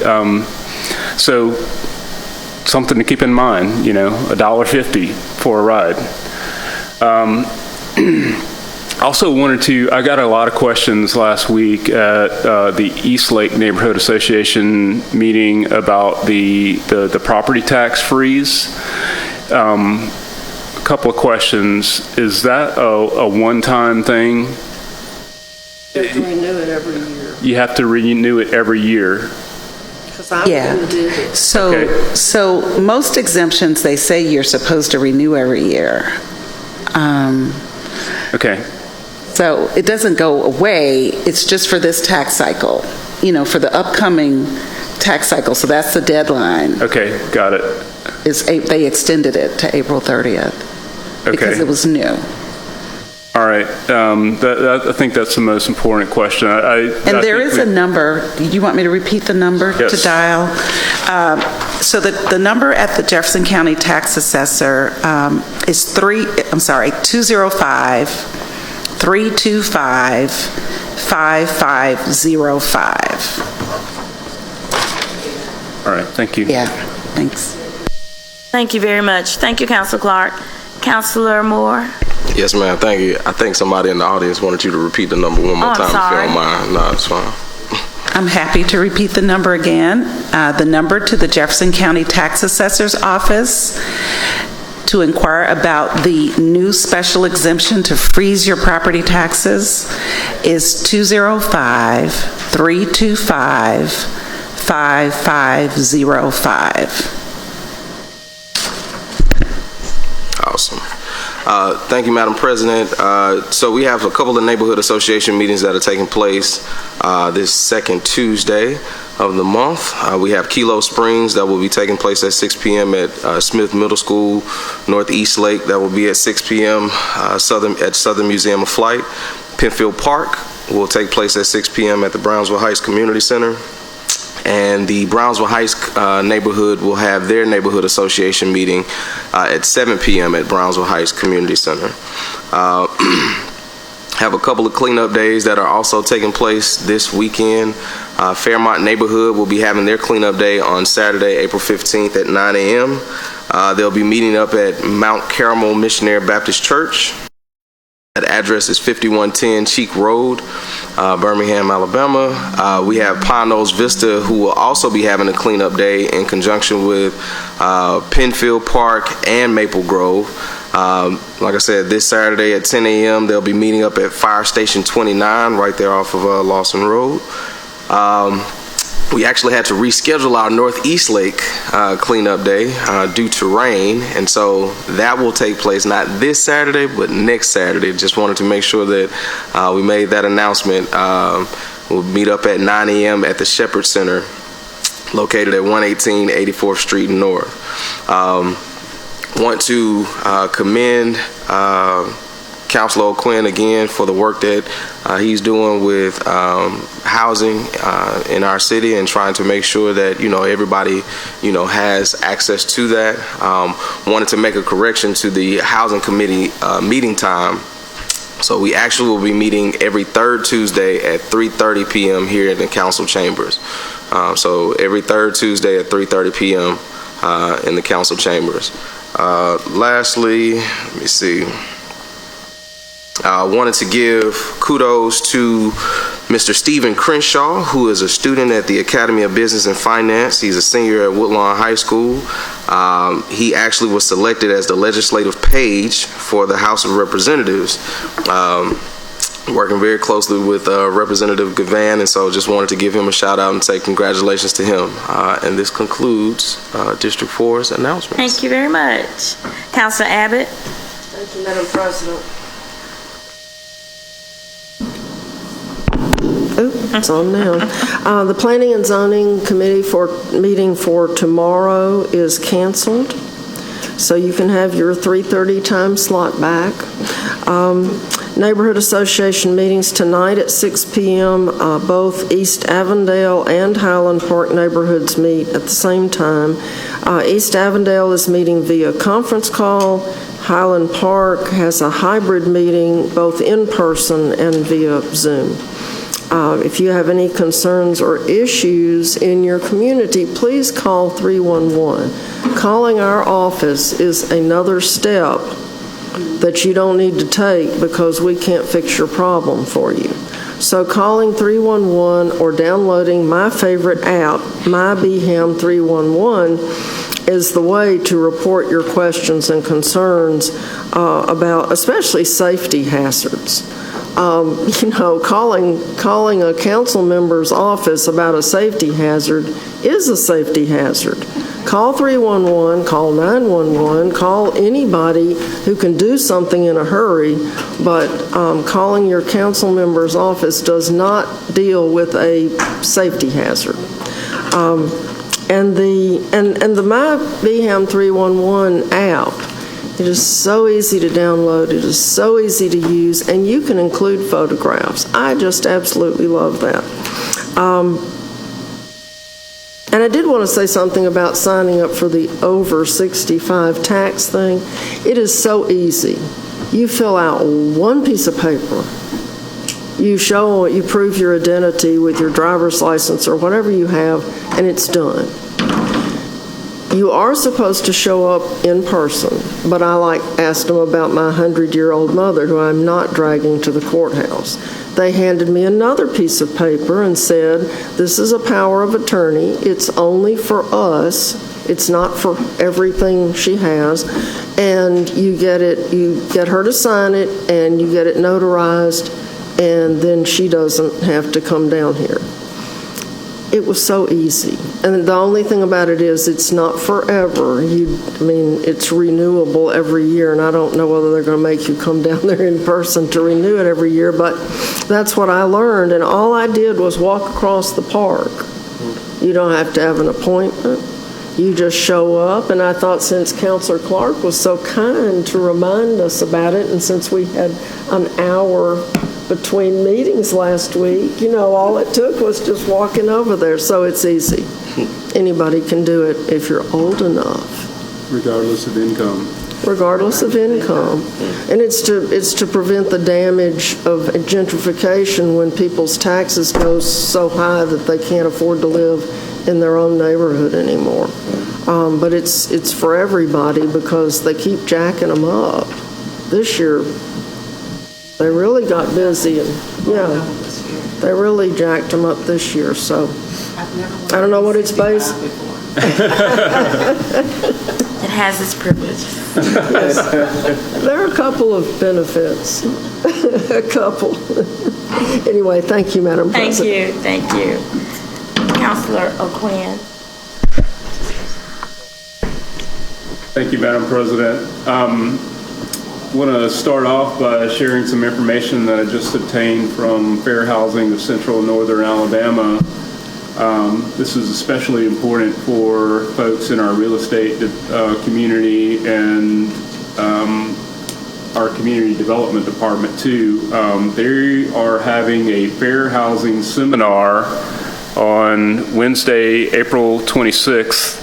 From 8:30 a.m. to 3 o'clock p.m. at Birmingham Botanical Gardens. The topics that they're going to be covering are appraisal bias and its effect on minority communities, which is something that we heard a lot about at the Just Economy Conference that we just came from in D.C.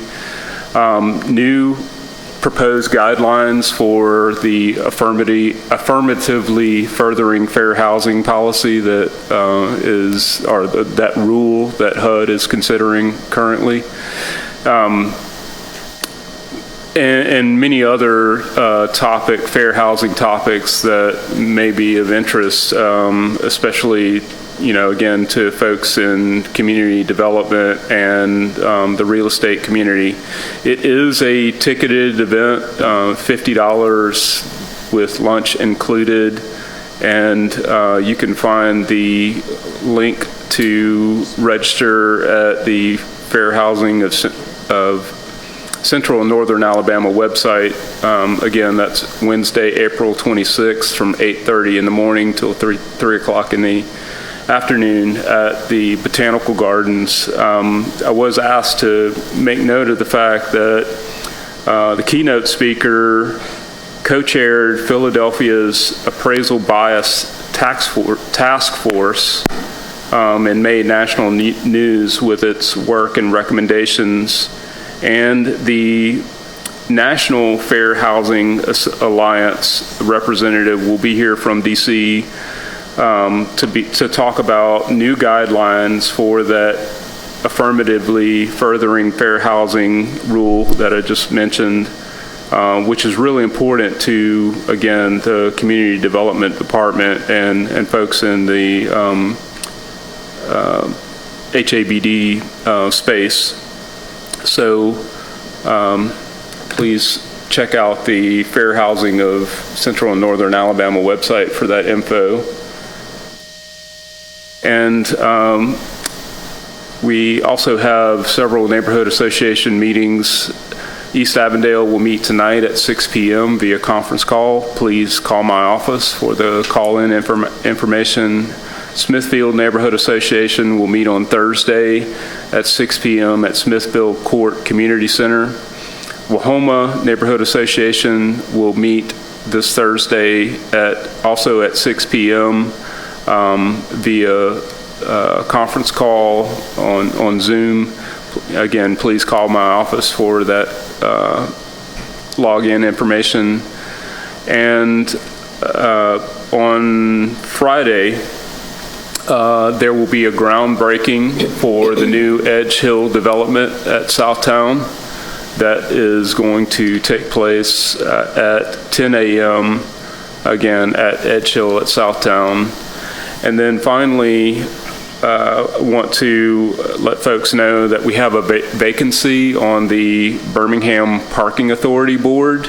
Mr. Hager Hill, after many years of service in various capacities, has elected to resign his post on the Parking Authority Board, which, we thank him for his service. We need to fill that vacancy now. And so if you're interested in serving as a board member of the Parking Authority, you must be a registered voter in the city of Birmingham, have a residential address in the city of Birmingham, and please forward your resume and letter of interest to Maisha Hutchinson at maisha.hutchinson@birminghamal.gov or to me.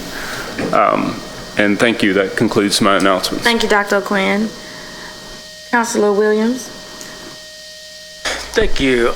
Roebuck Springs will be meeting this Thursday at 7 p.m. at their normal location at New Beginning Church. And we have discussed earlier, obviously, Stallions kick off their game against the Generals at 6:30 at Protective Stadium. So looking forward to that and seeing the whole city out there. Thank you. Thank you, Councilor. Councilor Tate. Thank you, Madam President. The announcements for District 9 Central and South Pratt Neighborhood Association will have their cleanup on Saturday, April the 15th from 9 a.m. to 11. Participants will meet up at the House Sanford Recreation Center at 8:30.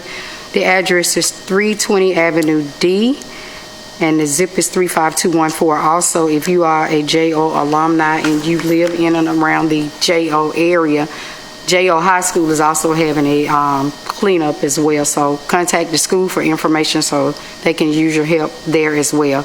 Sandusky neighborhood meeting is canceled due to emergency reasons. North Pratt neighborhood meeting will be held on Thursday, April the 13th at 6:30, and that's at the New Haven Apartments, and that's located at 13 Avenue W, Birmingham 35214. Oak Ridge neighborhood meeting will be held on Thursday, April the 13th, and that's at 4 p.m. and that's on a conference call. You can call in at 952-206-4918. The access code is 223418. Hooper City neighborhood will also be meeting on Thursday, April the 13th at 6 o'clock at the Hooper City Rec Center. And the next public safety meeting will be held on Tuesday, April the 25th at 1 p.m. Please submit your agenda items by Wednesday, April the 19th, no later than 12 noon to myself or Miss Patrice Collins. If you have questions or concerns, feel free to contact our office at 254-2302 or 254-2096. And Thursday is my birthday. Oh, early happy birthday. Yes, Councilor Woods. Who wants to sing today or next week? Sing today. Gonna have to be next week.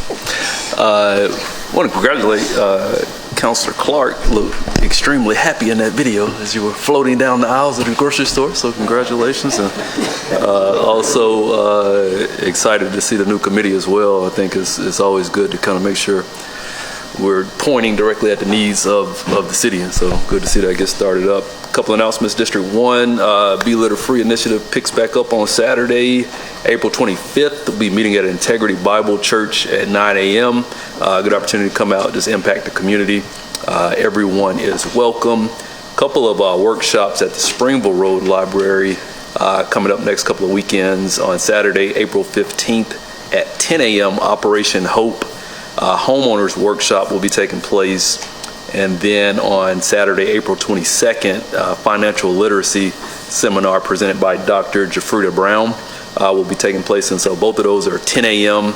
on Saturday, April 15th, and then Saturday, April 22nd. Both of the workshops are free, but you do need to register. You can call 205-226-4083 for more information. Thank you, Councilor Woods. Councilor Pro Tem. Thank you, Madam President. As far as neighborhood meetings, the South Titusville neighborhood will meet tonight in person for the first time in a long time at 5:30 p.m. at the Holy Family High School located at 1832 Center Way South, so that's the old Center Street Middle School. Arlington West End neighborhood will also meet tonight at 6 p.m. at the West End Library.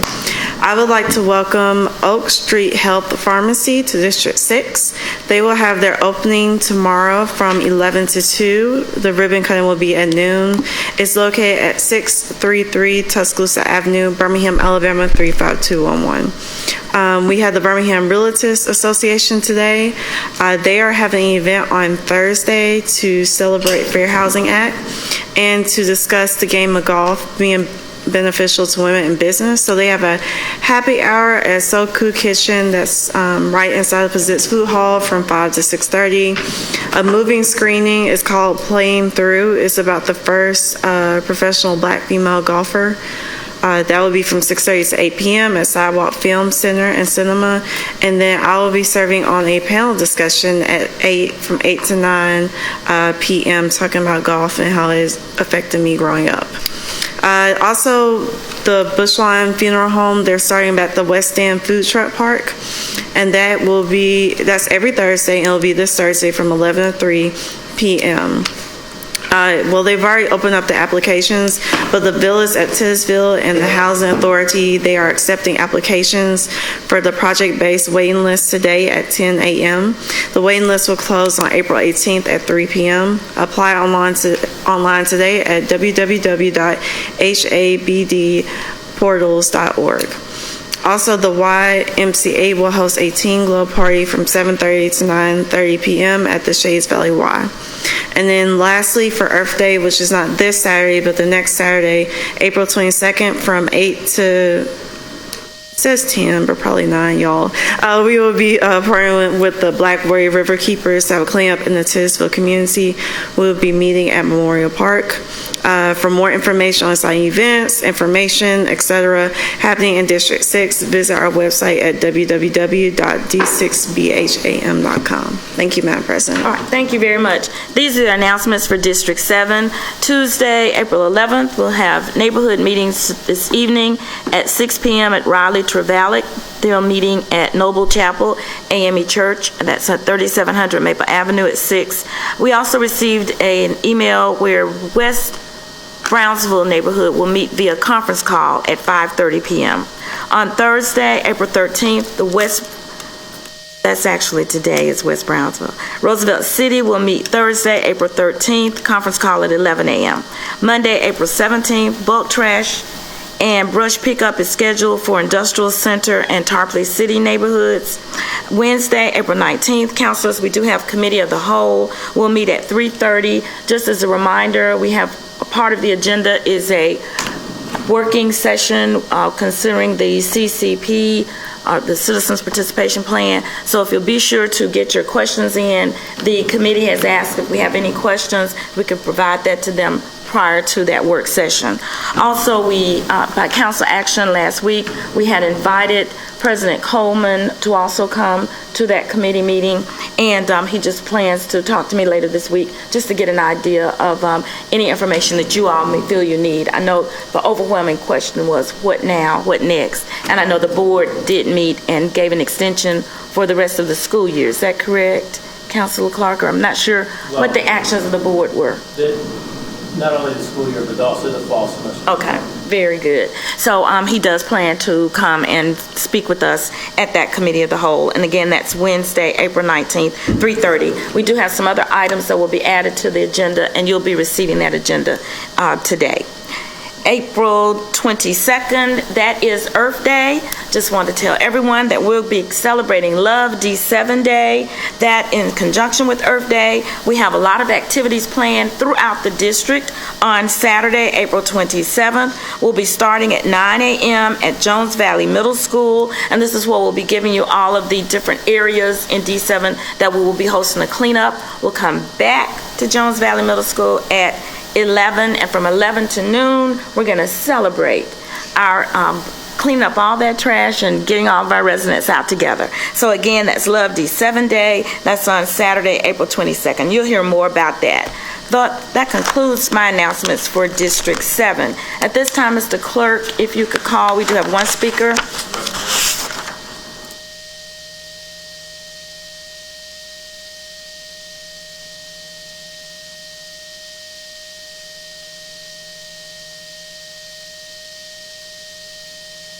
Morning, Reverend Webb. How are you? I know that. Let me check. It is still. Is it? Good morning, Madam President. Good morning. Madam President. Thank you. I just want to make sure they do. Look, my councilman saying they hear me across the street. Again, to all of you, thank you for allowing us to come out this morning. How are you?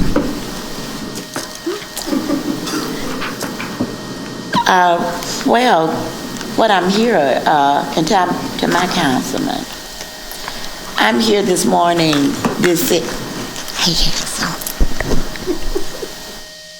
I'm here this morning, council, you're losing a lot of money out here in these neighborhoods where people are setting up chop shops and car shops, but a lot of them are really chop shops with stolen vehicles. And we need some help. We really need some help over there in Eagle Nook.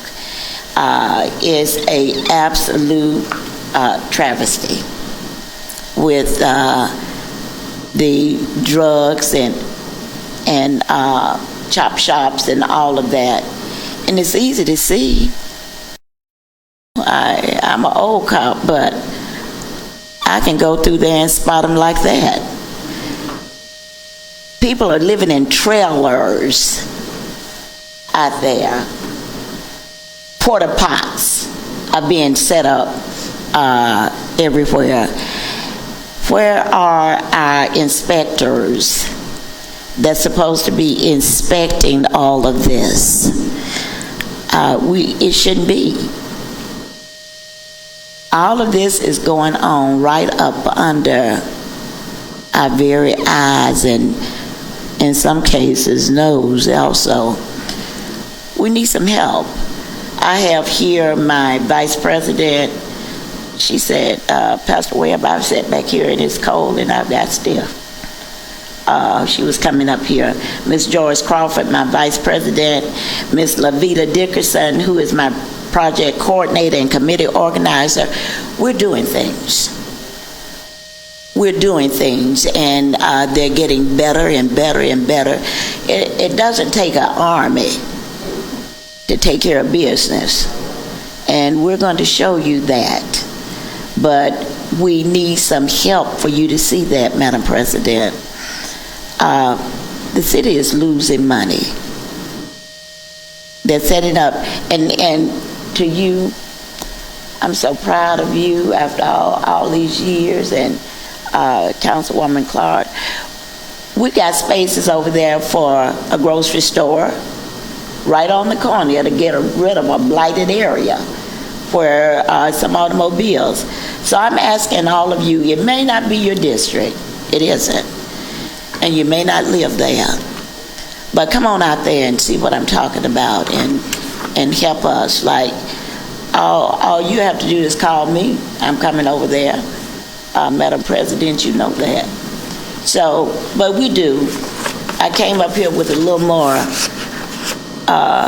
fire, but I met with one of the mayor's people outside, and that took care of some of that fire out there. But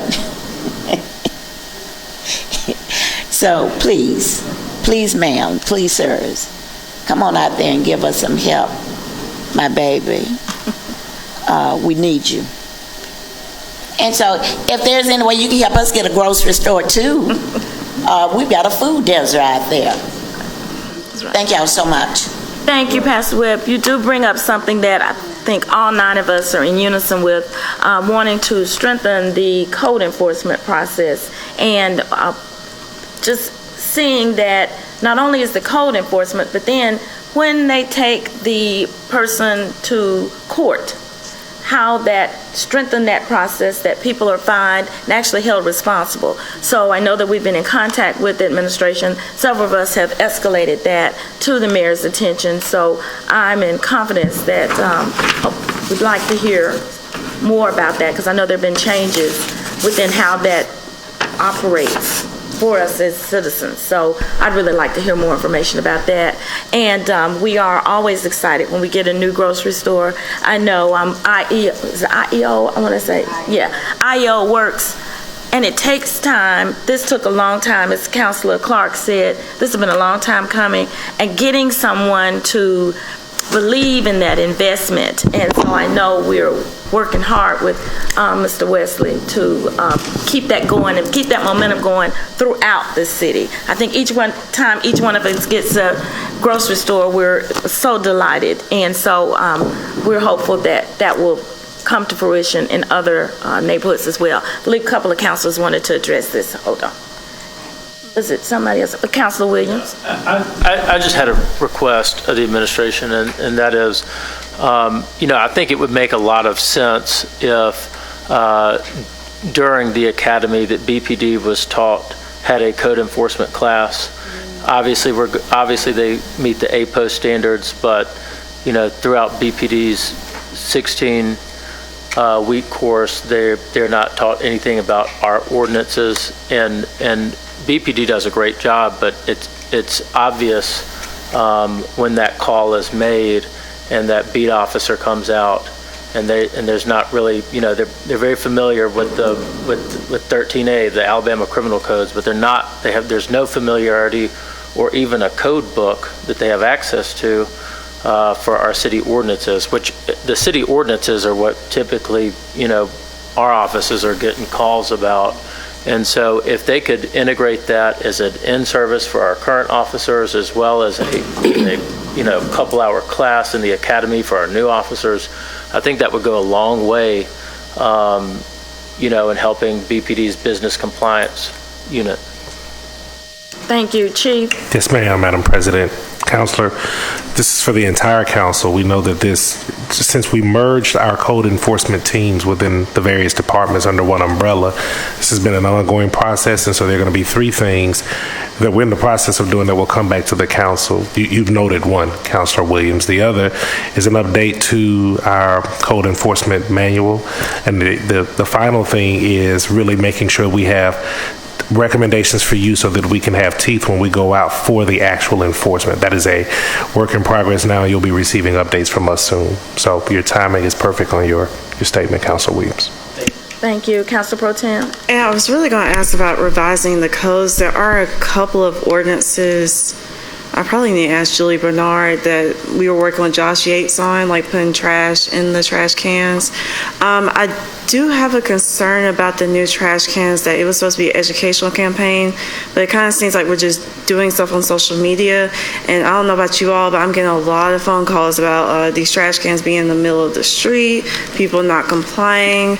I know a couple of councilors, in particular Councilor Quinn, had a brilliant idea and was able to get the code enforcement done in Spanish, because a lot of, our second language speaking residents may not know the codes as well. So I guess it's more of a public ask that once we get these laws, will the council be allowed to be able to educate our constituents, be able to get it translated in Spanish, that we don't get some type of hit our heads against the wall, because y'all get calls, but it's really us that get fussed at every neighborhood meeting, get every phone call of what Councilor Williams is doing. So if you could give us also some type of timeline, because we still need to educate people on these codes, because honestly, if I was on the city council, I wouldn't know all the codes that are needed. And these are intelligent people. Let me not say intelligent. There are people who are very versed in the codes that still don't know the law, and they're kind of surprised, saying, "Oh, I didn't know I was supposed to put my trash out this time. Oh, I wasn't know that I wasn't supposed to dump here," because a lot of the illegal dumpings, people just don't know they're not supposed to do that. So if you could just give us a really good timeline soon, that'd be great, especially since it's getting hot. Thank you. Yes, ma'am. Councilor Clark. I just wanted to, this is on the code enforcement issue that Reverend Webb brought up.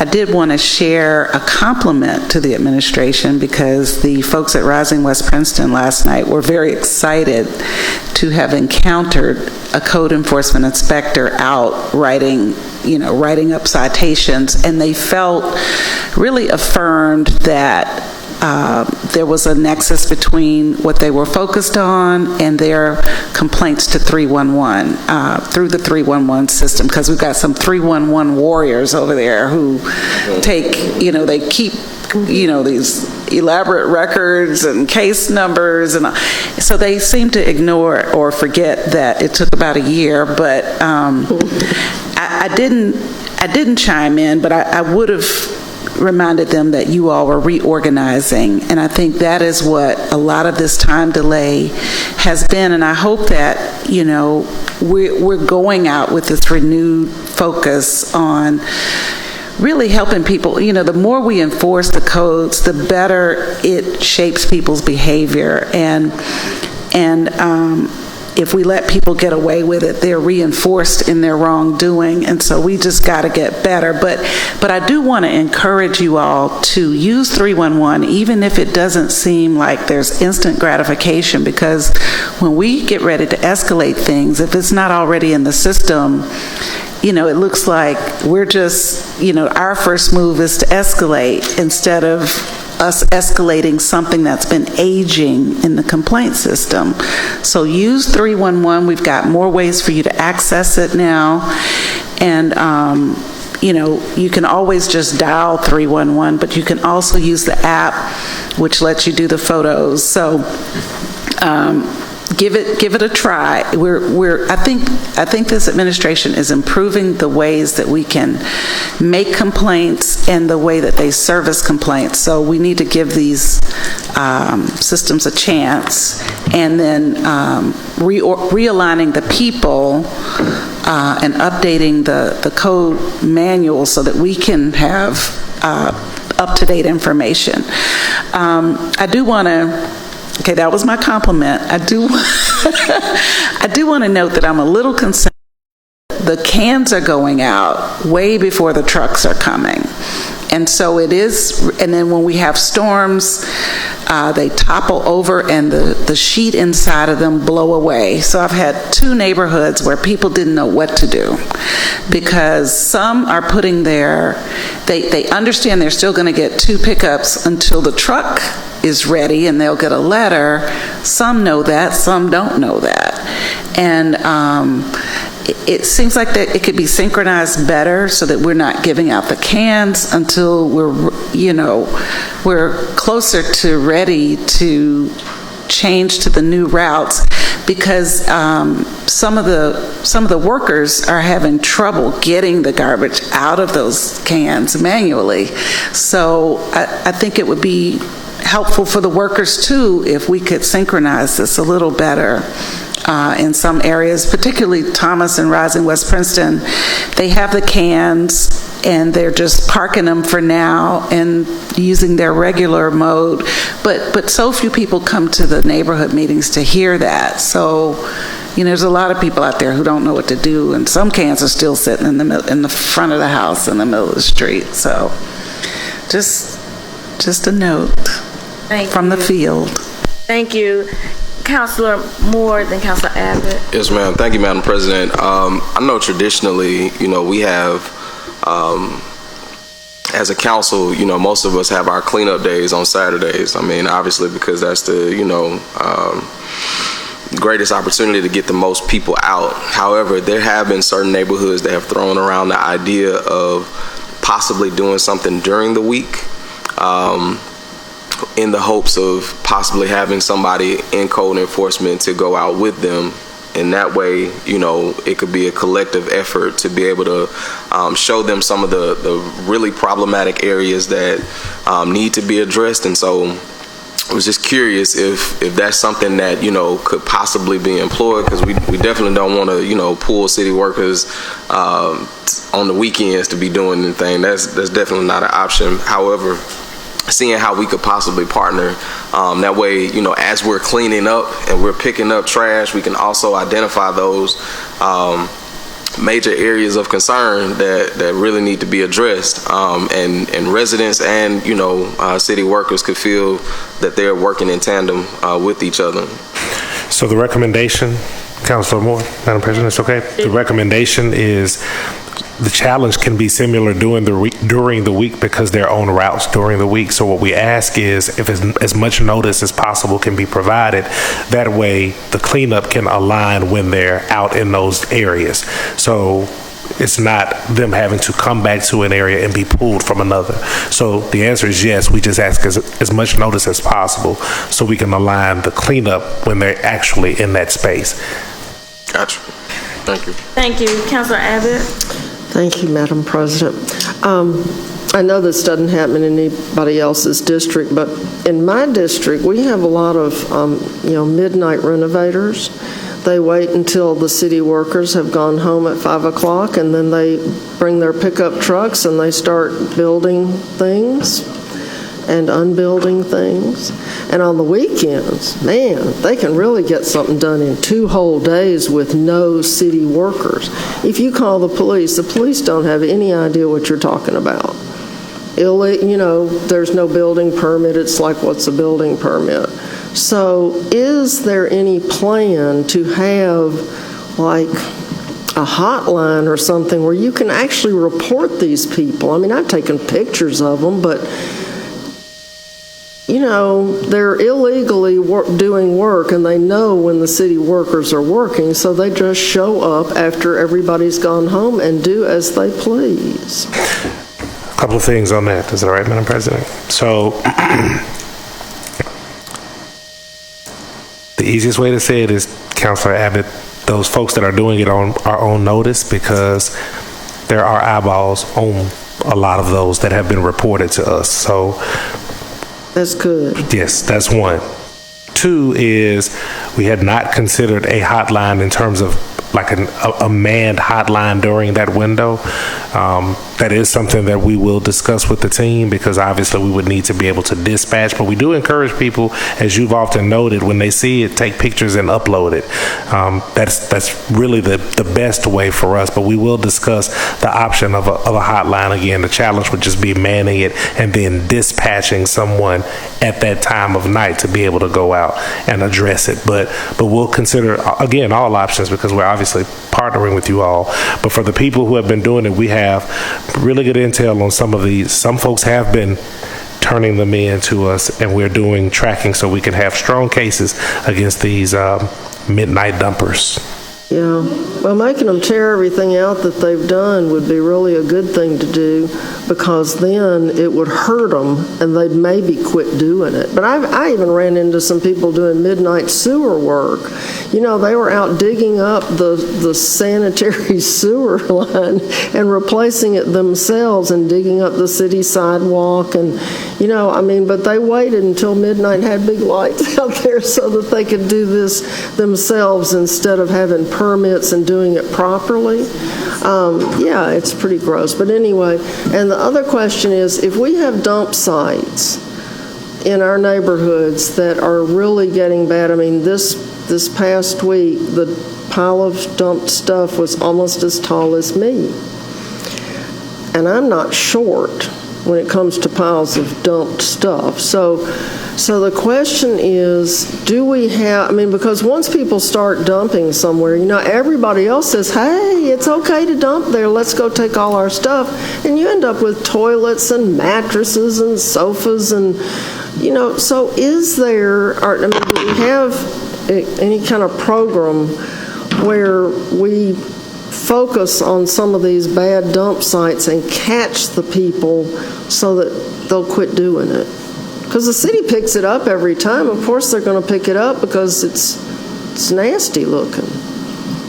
So my answer is similar to the last one. For the ones that are the most egregious that we have evidence of, yes, but we still need the cooperation of our citizens when they know it, because you're right, we'll send our teams out and then people will return the next day, and we can have so many of them that our eyes being in all of those places at the same time is a challenge. So for the most egregious, yes, we do have coordinated efforts between our enforcement teams, public works, and actually BPD. But for the areas that we don't have as much visibility, we do need people to take pictures and upload those so we can have visibility on the space. But the most egregious one, the answer is yes. Good. I'm going to send you some pictures. Thank you. And I do want to piggyback on the comments about for the uniform trash bins and the distribution. With this latest, this next wave of distribution, we are receiving a lot of comments and questions regarding a lack of information. So I don't know if it's the timing, but it is really for real. And Councilor Smitherman and I, you know, we were cousin districts, so often we have a resident may think they're in 6, but they're in 7, and we've been receiving a lot of that, so you must be distributing somewhere within both of our districts. But I do feel there is a loss of information or a lack of information, and it's causing people to get a little jaded about the process itself. So if you all could look into that, because I've been the one out there really championing, you get the thing in the box, you get the letter, but I don't think it's gone that same way with this set of distribution. This is helpful. Thank you for sharing that. Thank you. All right, councilors, are we ready? To adjourn. Thank you. All in favor, please be adjourned. We thank Officers Cedric Pinkert, Ronald Bush, and Henry Pilgrim. Have a great day, councilors. Thank you.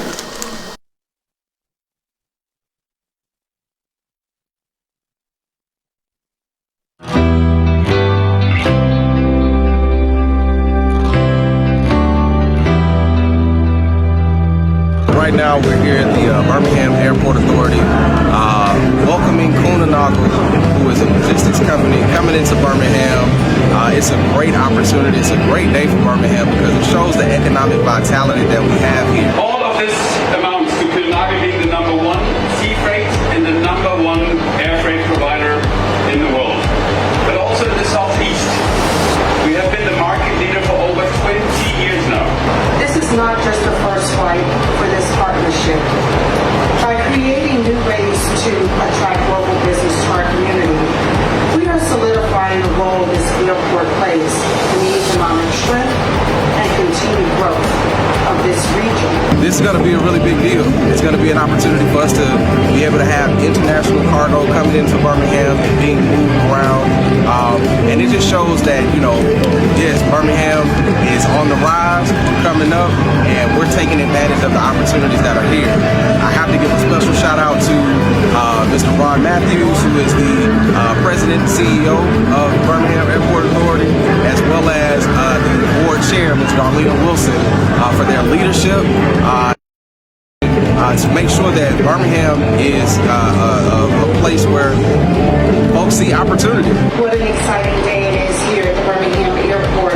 And folks see that, this is a place where our business can thrive and where, we can really ship things to. So it's exciting. It's an exciting day for everybody. We see all the people here, and everybody's really enjoying themselves.